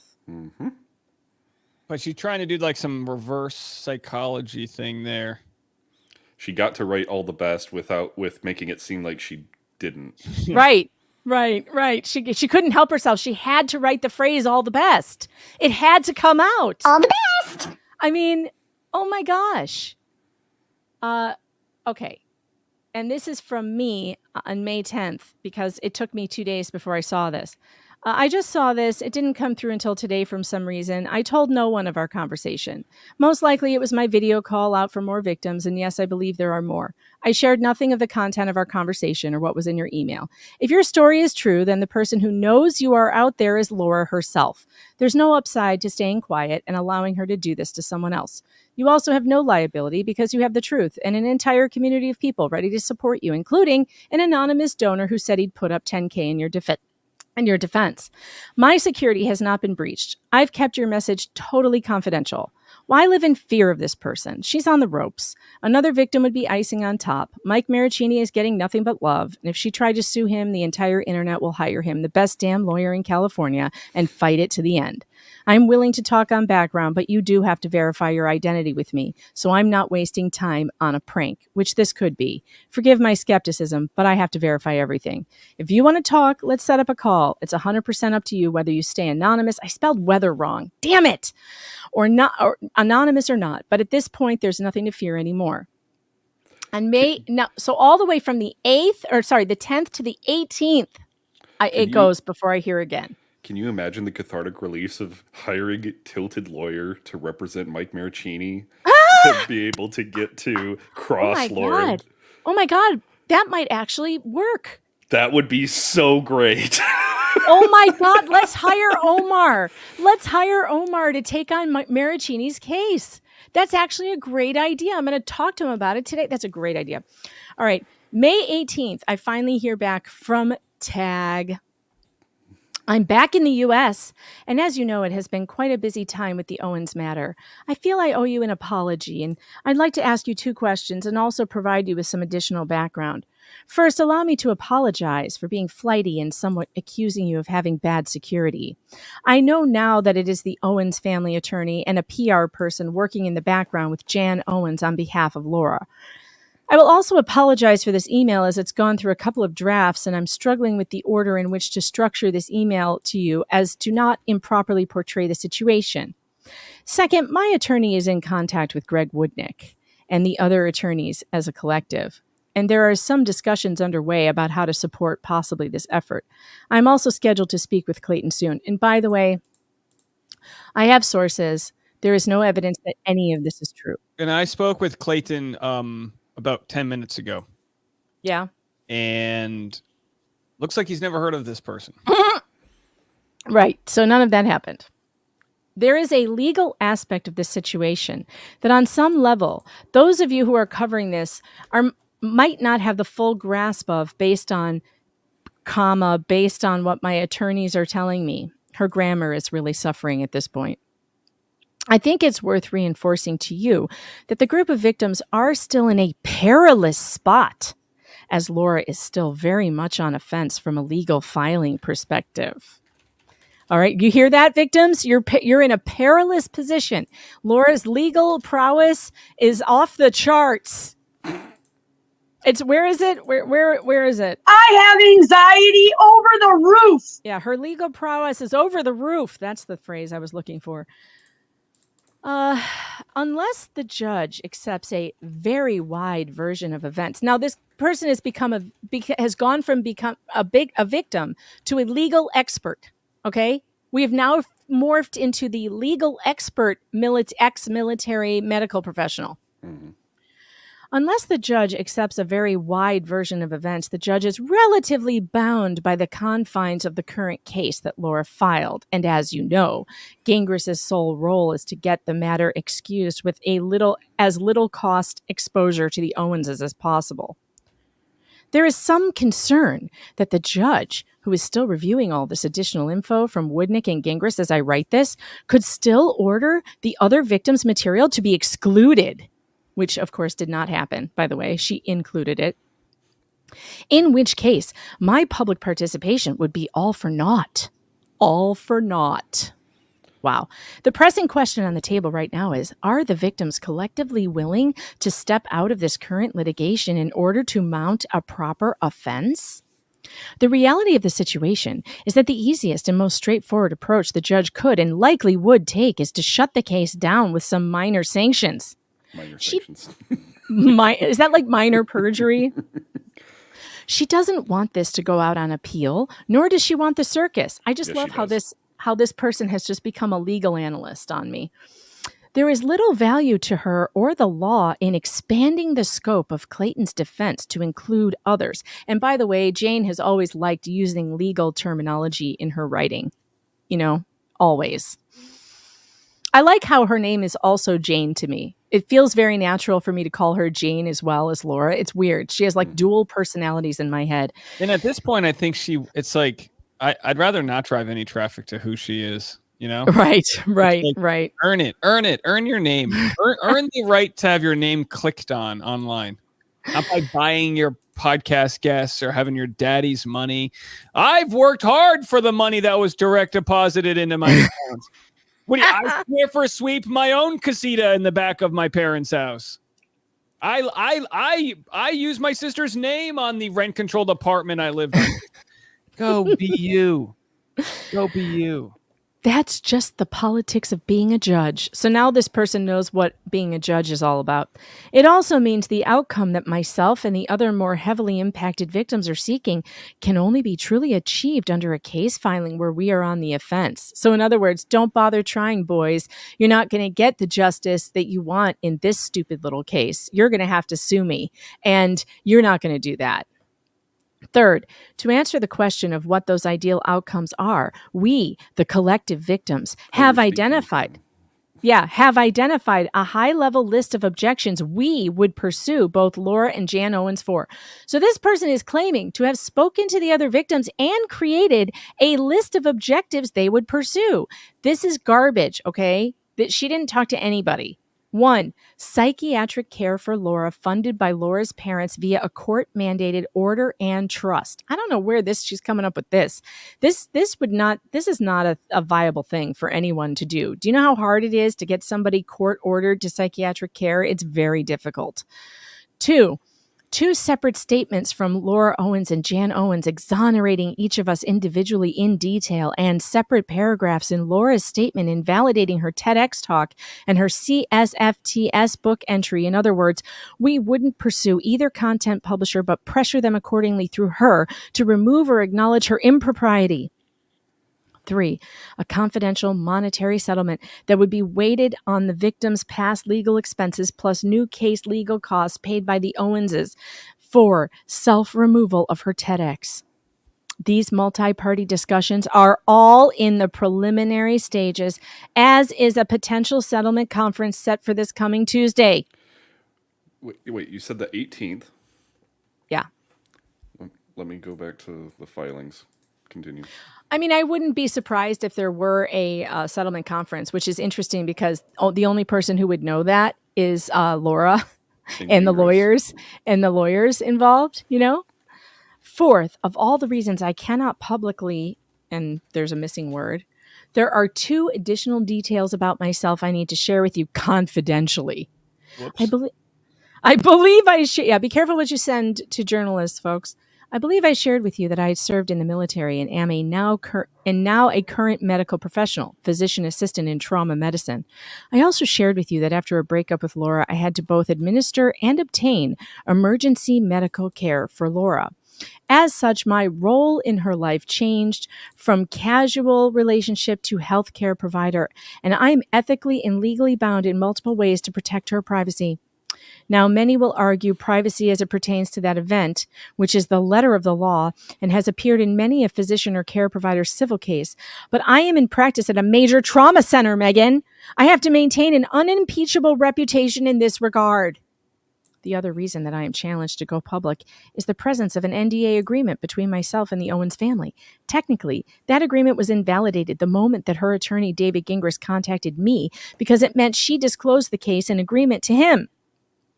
It was further invalidated when early last week, Laura herself reached out to me. I received a much longer version of the email you received, but the top third of mine was nearly identical to yours. Nevertheless, I need to proceed very cautiously, and I'm not willing to test the efficacy of the NDA solely to appear on a YouTube channel quite yet. For some background, the reason for the NDA was that at the time Laura was still very much trying to make a go of it in broadcasting, and the family's reaction to how I addressed her medical needs was beyond over the top. Despite what she had attempted in high school, etc., they were still very much in denial over her mental health condition. We can discuss in more detail later, but her family's reaction to the steps I took over that long and fateful weekend were far from the grateful work with us attitude you saw Mike Maricini receive from Ron and Jan. Despite my staying with her for a few months after, at their insistence, I was treated as enemy number one and accused multiple times by Jan as sabotaging their little girl's career. Megan, I cannot recoup the time and energy that I have lost to this woman, and I do want to work with you. My number one goal is to detonate her professional and her personal and professional reputation. Big red flag. Do you see this? Big red flag. This is to bait me into using what this person claims is real information to build up her claims of defamation. Look at this. My number one goal is to detonate her personal and professional reputation. Was she expecting me to write back to this and go, oh yes, that's my goal too? That's not my goal. My goal is to get to the truth and report this story the way that it is. Not to detonate anyone's personal or professional reputation. And by the way, any damage done to her personal or professional reputation has been done by herself. It's been self-inflicted. I mean, I found this to be, I knew the second I read this, I was like, it's completely verifying to me that it's coming from inside the casita. Now, still, I can't prove it 100%. But it sure seems like it. This is bait. This is bait right here, wanting me to say something in an email that she can use against me in a court of law. My second goal is to prevent this from ever happening again. My third goal is to help the other more current victims recoup what they can from the situation. My fourth goal is that she gets help. As far as you and I working together, my attorneys have become less opposed to it, especially if I do go public legally. Let me see. I've reached out to several sources from the San Francisco area from this time period. So I'm sure they'll get back to me shortly. That would be well within her social circle that would know of her caretaker. So we'll see what they have to say. Obviously, the guy doesn't exist. I'm looking. Oh, especially if I do go public legally, but I also can't negotiate with myself. I am looking to you to propose a way that I can remain in the shadows for now and provide you with off-camera information that supports where your goals intersect with mine, whatever they may be. And by the way, this is also bait, trying to get me to use this information as if it were fact. As if it were a fact, right? Trying to get me to go public with these allegations in here that might all be total bullshit. None of this this might all be fake. All of it, it could be fake information. I think she was trying to bait me into going public with something that I had not verified so that she could say, and her attorney could say, that I did these things. I maliciously used information that wasn't verified. I got news for you folks out there. Listen to me very carefully. Let me make myself big for this. Listen to me carefully. I never go public with information that I haven't verified. That's baloney. So if you're trying to bait me into doing something like that to set me up for some kind of defamation thing, think again. I won't do it. I've never done it. I don't do it. Period. All right. So without revealing any sources, those that would have been, dare I say, at the dinner table, you know what I mean, with her, don't know who this guy is. And I'm talking like, we're talking high up stuff. Okay. To be vague. Okay. All right, great. Clue. Yeah, and you gave them the background, the military, health professional. Okay, also, did you check Stefan, the ultra gay, flaming flamboyant black man who helped her with her website design? Check that. Is there any person in her circle named Stefan?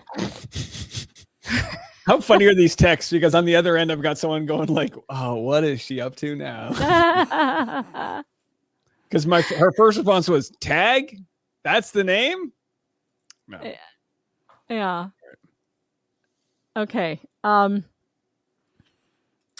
blah blah. Yes, I would subject myself to my evidence to a proper review of provenance so that you can feel, there's that word again, you can feel confident in your reporting source. As it were, my younger sister is visiting and is a techie rock star. She was able to image the BlackBerry I found in a box from that time of my life, so all the messages and screenshots have been preserved. Reading those messages again nearly 10 years later literally showed up on my Apple Watch HR monitor. Lastly, my second question to you beyond working together is this, and for clarity, I'm asking not just for myself, but also for my attorneys. Are you the brains behind the Justice for Clayton page and Twitter accounts? And or would you be able to put my attorneys in touch with who is?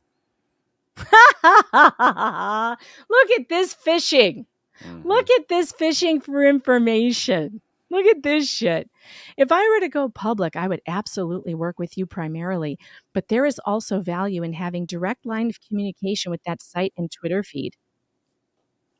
Not sure if you've seen their latest timeline Instagram post, but if you were wondering who the missing calendar hottie for 2015 is, this is a dude writing this?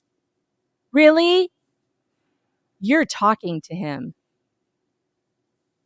I can try and be funny when my stress isn't turned to 11. Turnt? T-U-R-N-T? Turnt? Turnt. Very British spelling, isn't it? Is that like taint? No, turned, but I know.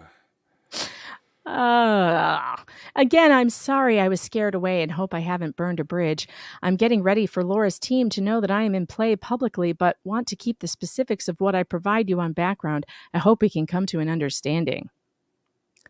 And here's my response. Tag, like I told you last time, I'll need to verify your identity. We'll have to get on a video call so you can show me some ID and some proof you are who you say you are. Also, having your lawyer there would be helpful as well. Let me know when you can schedule a call. Now, that's it. That's the end of our exchange. I got radio silence. Total radio silence. And by the way, Jay Jones was once I asked for his identity. And by the way, after Lauren sent the two-factor verification and the code went to Laura's phone on the with the name tag, those email addresses, every single one, all three of them disappeared. I tried to send a press inquiry to tag, alerting tag that if I didn't hear back from him by Sunday night, by last night, that I would be going public with these emails. And I couldn't get through it. They all came back undeliverable. The email now doesn't exist. So what does that tell you? I'll tell you what it tells me. All the best, all the best, all the best, all the very best. All the best, all the best, all the best, all the very best. Megan Fox. Uh-huh. Oh yeah, not to mention Lisa Chen. I forgot about her. Yeah, Lisa Chen. Yep. Let's get to the super chats. We got super chats piling up. Breadstick money rolling in. Laura Owens, thanks for the 2, says, if a man wrote it, yo, the bitch be crazy. Laura Owens, thanks for the 5. A black gay horse lover? Right. Unhung hero, thanks to the 2. I was born in 1987.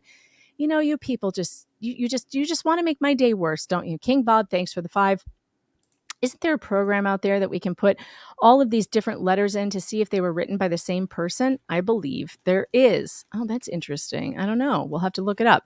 Rosalind Duke, thanks for the 5. She won't self-harm. It's not in her makeup. She's too important and special. Yes, I also agree with that. She does write this this guy as if like, I will be presenting my side publicly, like it's some grand old thing. She has to remember, this is a nobody case. involving, like, this is so petty. The only reason we're covering it is because it existed it was so brazen. But like, she's gonna walk into the court like the whole world's on her, and no, nobody cares. Nobody cares. No, nobody cares. No, it hasn't even gone mainstream yet. This is not something that there's actually quite a smaller audience for this than for most cases that I cover. So, and hopefully it will go national at some point. If Megyn Kelly gets a hold of it, that'll be great. But, right now we're still battling underneath the, under the fray, Well, Stephanie Lennon, thanks for the huge 20. So she is a super sleuth hacker, yet doesn't know how to change her own password. So Greg Gillespie doesn't stop hacking her phone and email. Hilarious. Yeah. Rural Juror Red Bluff, thanks for the 5. Megan, this is so fun. But it's more fun watching people compete in stick horse racing. You're an old school fan, aren't you? You remember my stick horse racing videos, don't you? That's from a long time ago. Holy crap. Sarah Adams, thanks for the 2. My mother's name is Jan too. Jans are red flags. Cat Lady Ballerina, thanks for the 5. There's a required conference prior to hearing per judge's order after 5/21 period. Maybe someone can confirm if it happened that same day. Yeah, I don't know. Chris Jenner, thanks for the 2. No, number 1. But Laura types, no one but Laura types this much. My ears are bleeding. Yeah, it's exhausting, isn't it? It feels like her, doesn't it? Cat Lady Ballerina, thanks for the 5. There is a required meet per judge's order after 2/21 hearing. Maybe someone can confirm with Clayton if it was scheduled that day. Dave, you could maybe ask him. I don't know if he can reveal that if it was, but maybe ask him if if they met for their pretrial conference or whatever it was. Okay. Binky, thanks for the 2. Sybil, fellow Gen Xer, Meg will get the reference. I do. Trisha Donofrio, thanks for the 5. Diabolical, shaking my damn head. Q, thanks for the 2. Like and subscribe. Now, Lauren did get an email as well. I'm going to leave it up to her for when she wants to go public with it, if she wants to go public with it. But when she does, you'll see how much different Tag contacted her and the different way that Tag approached her to try and manipulate her response. So, yeah.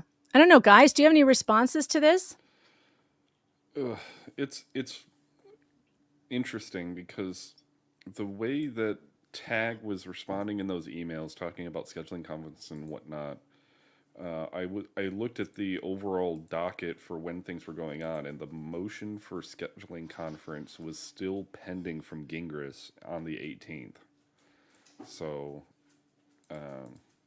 but even talks about settlements and whatnot, it's all bullshit. Well, I think that's more, okay, it was pending on the 18th. So on 18th is the day that Tag told me about it. So interesting. So the only person who could have known that there was a scheduling conference that day, was that posted publicly on the docket, Brad, on the 18th or before? Can you tell? The denying the motion to strike, denying the request for the phone conference, the motion in limine, and the request for oral argument was posted on the 22nd. No, but I'm talking about the scheduling or the settlement conference. Was there a settlement conference scheduled on the docket? No, there wasn't a settlement conference. All right. So, Dave, we need to find out if there was one pending on the 18th or scheduled anytime after the 18th. Because if there was, then that's more proof that the only person who could have known that, since it wasn't on the docket, would have been Laura or any of the attorneys involved or Clayton, right? Yeah. Okay. All right, Dave, what do you got coming up today? What are you doing? It's kind of slow. I think I'm going to make a video about Gingras pretty much insulting Woodnick's intelligence on Twitter. Oh, yeah, that was ugly. Yeah. That was super ugly. Brad, do you have those screenshots? Oh, wait, you sent me them on Twitter. I sent you Hold on. a ton of screenshots. Yeah. I know you did. And then you were making fun of me. I get it. I know. Tweets? Well, I just hate how there's so many different threads going on. Yeah, that's the worst. It's hard to find it all. Yeah, so he's really, so he keeps saying that he's so busy. I'm so busy. I don't have time for this. I'm so busy. And then he's literally just arguing with people on Twitter all day. And I don't So understand. funny. I mean, I burnt so many calories this weekend doing a victory lap. It was like all I could do was just like pat myself on the back for, I mean, just owning him. And then his playbook, when he gets sent kind of irrefutable evidence, he just goes, I got nachos coming. I don't have time for this. I don't have time for this. And then he continues on in different threads. Shout out to Fenchurch, because Fenchurch has been really laying down the law on him. Yeah, Fenchurch is great, and like not being like you're not getting blocked because just providing solid evidence.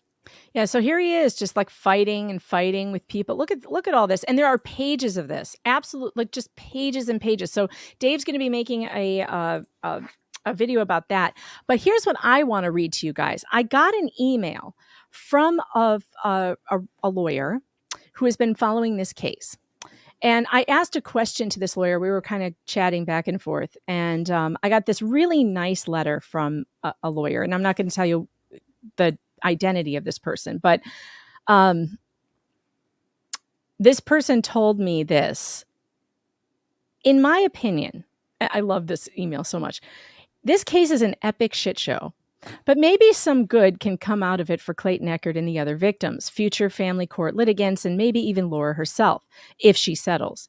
That's a different conversation, and probably one better had with Lauren or Dr. Shannon Curry from the Depp trial. Here's Mommy muffins. Yeah, mommy muffins. Here's my answer to the blog question, because I asked this person, tell me as an attorney how you feel about him allowing his client to post that borderline suicide threat on his blog, right? This is what the response was. I have never seen a lawyer publish such a self-indulgent and unprofessional blog as Dingus has done. No one in DC would spew this verbal diarrhea for adversaries, potential clients, the bar, and peers to read and dissect. She might be referred for a urine test or an intervention if they did. I can't imagine, and this person was a attorney in DC, by the way. I can't imagine what he was thinking when he started taunting, baiting, and berating people for supporting Clayton Echard and some podcaster who dared to question his litigious client's behavior and evidence, as well as his own legal tactics. It's counterproductive and unbillable. Instead of drunk blogging and trying to engage with the Twitterverse, he should be reading everything in the file and conferring with his client and opposing counsel and trying to settle this while he still can. It's what the judge wants. Does he think he's preserving the record for an appeal? Oy vey, hard no. Family court practice is not criminal defense work or a blood sport. But Dingus apparently thinks winning in this arena, or maybe just this case, means inflicting permanent damage on anyone who has dumped or criticized Laura. It's insane, and it's a really stupid legal strategy, like legal whack-a-mole. The only rabbit Dingus pulled from his hat was the first Rule 26 pleading that I would bet money he uses frequently in his regular practice. I'd check, but my days of free LexisNexis are over. That brief contained a mostly straightforward legal argument, and Woodnick gave him respect for it. But it wasn't checkmate or even check, and that's the last I've seen of real lawyering from Dingus. Woodnick is a scholar who wields a pen like it's a scalpel, and this guy is just a wannabe gladiator with a bread knife and an inflated opinion of his writing skills and legal prowess. Woo! Isn't that good? That's my favorite part. This is my favorite part of this. Scalpel. She's not wrong. It's not wrong. No, I mean, he's got beautifully written responses. Beautiful responses. There are sentences in Greg Woodnick's filings that I have to stop and reread 2 or 3 times just because it's so beautifully written. I've used it as foreplay. I mean, why do you think I got a baby now? I mean, oh man. I love this. There's no contest as far as real legal skill here. You shut up unless you're on the record and say it all in the pleadings or negotiations. Good lawyers, I love this part.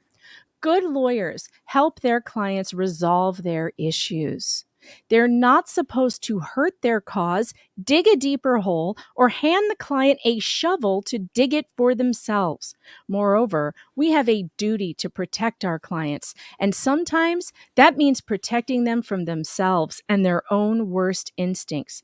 If we can do that, we should withdraw if the court permits. If we can't do that, we should withdraw if the court permits. Judge Mata will not allow withdrawal on the eve of trial, though.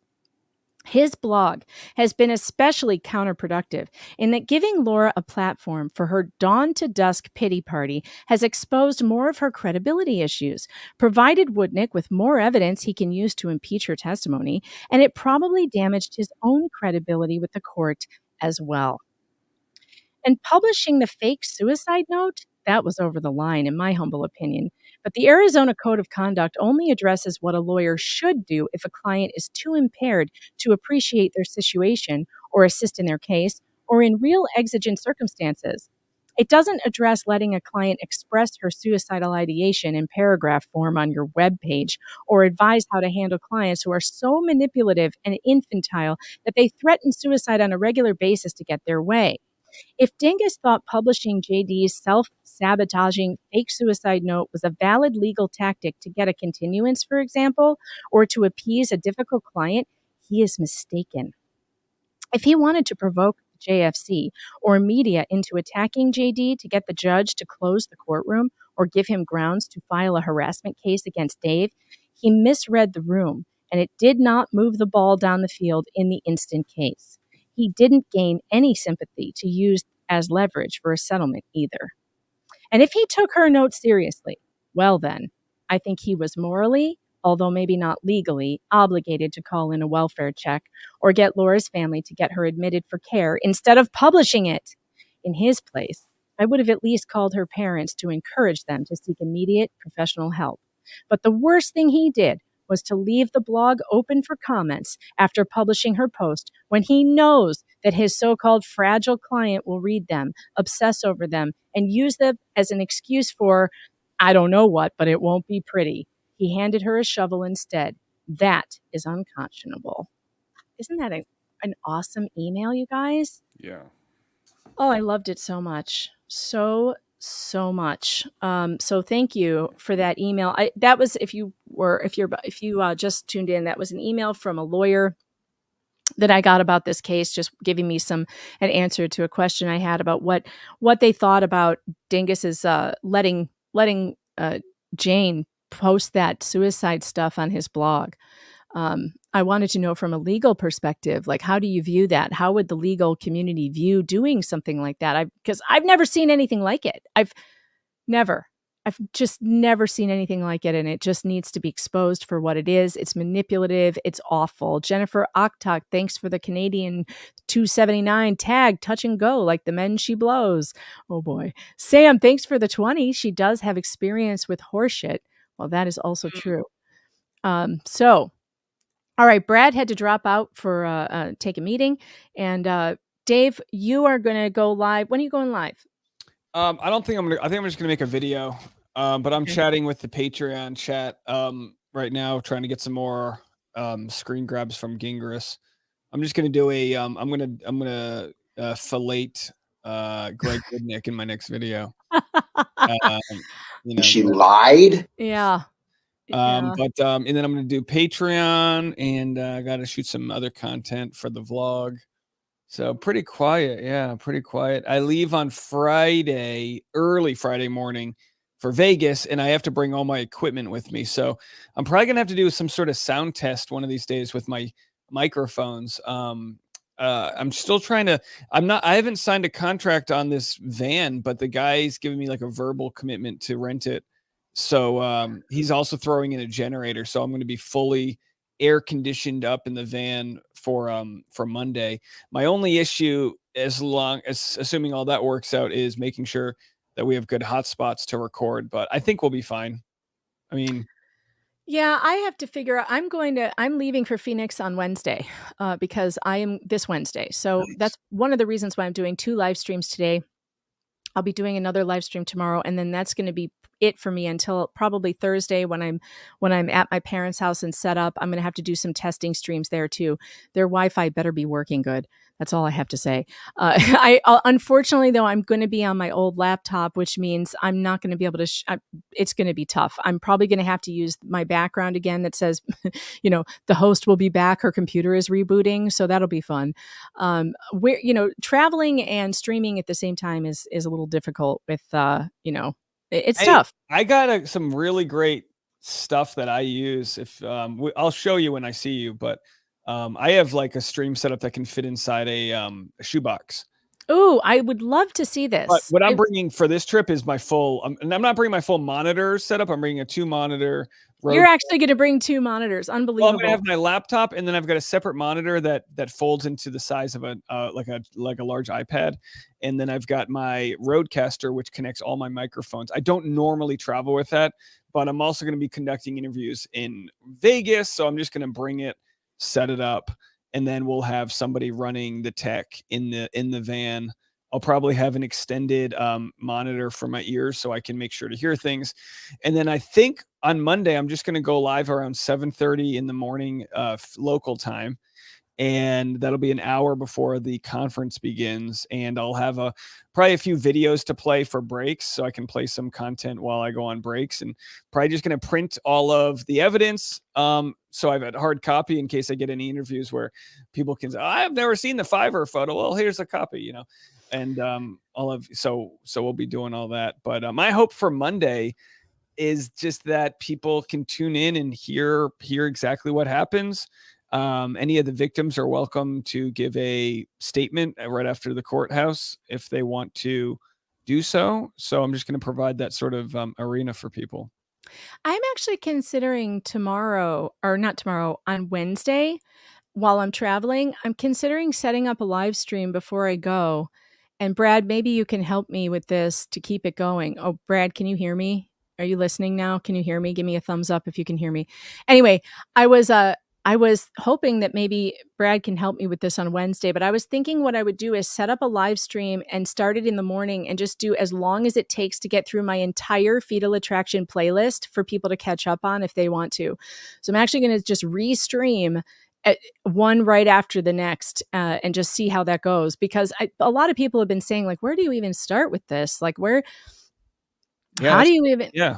So I thought maybe while I'm on the road, that could just be going, and I can pop in occasionally, from the airport or whatever, to say hello and check in, and hopefully, if Brad's around, he'll help me do that. And I know some people have said, "Oh, what's the short 5-second version? I can't watch these long live streams." There's no financial reward for giving away content in 5 seconds. That it's just this is the medium that keeps bills getting paid and things like that. There's the reason why TikTokers and short form content don't build big audiences in my eyes, because it's just like it's just too transactional. So I know people will kind of go, oh, I can't. What was actually said? Well, sorry, it's a long dance. You got to just figure it out. But I thought you gave great info. And like, how do you even dissect those long emails you got in a short form way? I mean, the absurdity is in the sort of lengthy redundancy of it all. Yeah, definitely. And there's just too much to digest in a short period of time. Like I did that one TLDR that took me 48 minutes just to do the first, 6 months or whatever. I haven't tackled doing another one because so much has happened even since then. It's impossible. That's why I just like when I go on other people's podcasts, it's like I'll try to tell the full story there without all the evidence. But my YouTube channel is kind of almost like really just a place where I archive all the evidence. So some stories might not seem that important, but I like to cover all of it. That way, if I need to access it, and not only for me to access, but then I'll get 10,000 eyeballs on it in case they see something that I didn't, which, obviously is just like part of the game we're playing here is getting the audience involved, not necessarily for any reason other than just, people catch things that others don't. Mm-hmm. Mm-hmm. And that was another reason why I wanted to do these, read the emails from Tag, because, just 3 of us looking at this is not as good as the entire community looking at it. They will see things that I didn't see. in the emails. They'll see things or, connect things that we didn't connect. I can't wait to hear what people have to say about it, actually, because I'm sure Reddit will start digesting it. And I will try and put a version of it. I'll give it to JFC so she can put it out there so that you guys can read through it.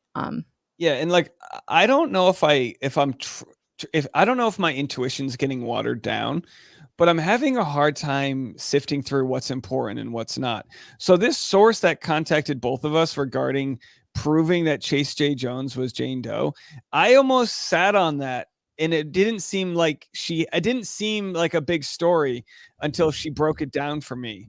And I feel like you and I were both in the thread like, wait, what does this even mean? Yeah. I was like, Wasn't what? necessarily like we weren't smart enough to know. It's just we get so many emails from so many people. I've gotten sent so many ultrasounds being like, this is the one that she used, and it's not. And it's like, and you just have to like sift through it. So when that was like broken down and explained, I was like, oh, that's probably the biggest story in a long time when you think of what that could possibly do for defamation cases and all these other things, as far as, she filled out fraudulent documents in the court system and, all that. So we're just like, I trust getting the information out there, especially with my Patreon. Like that comment section is so good. So many times I'm like, guys, what does this mean? And people will come back with, whatever.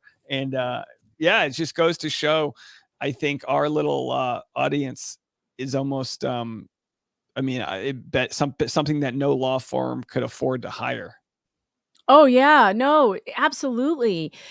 Absolutely. I was talking to Mike Maricini about this. He was like, but back when he was fighting his the TRO against him, his attorney couldn't afford to hire someone to dig through all of the emails and text messages and like find this stuff. And it's very difficult. It's very expensive to have this type of researchers available to you. And it's very worthwhile if you have it, but if you don't, you're screwed. So it's been the community itself, the Reddit community, and everybody working on this has been totally great for the victims. So good on you. Thanks for doing it, you guys, for caring about this case and for the victims in it.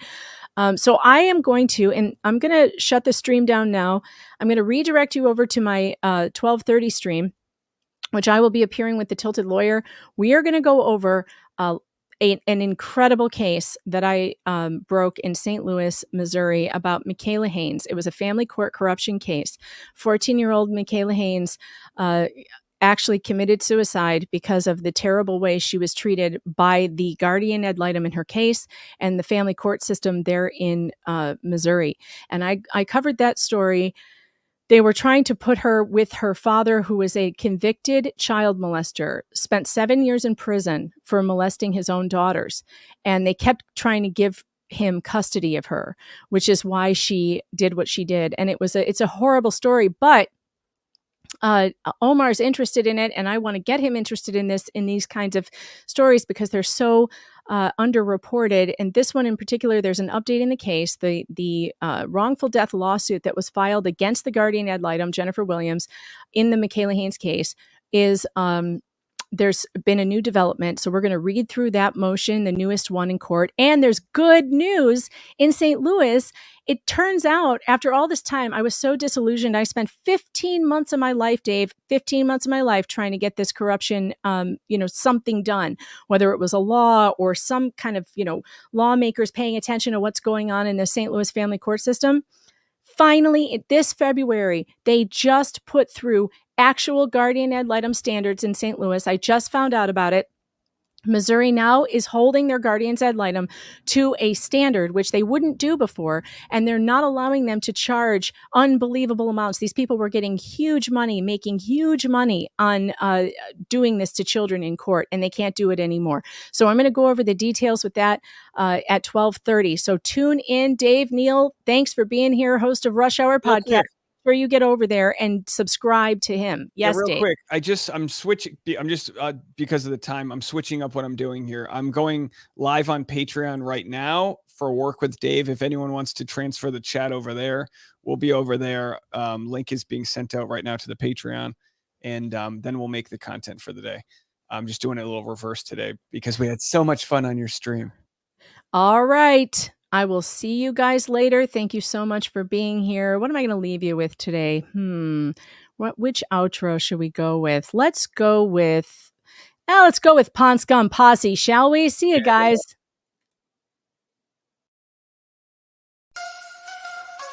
Pond Scum Posse, baby. Round up the Pond Scum Posse, baby. Hey, hey, hey.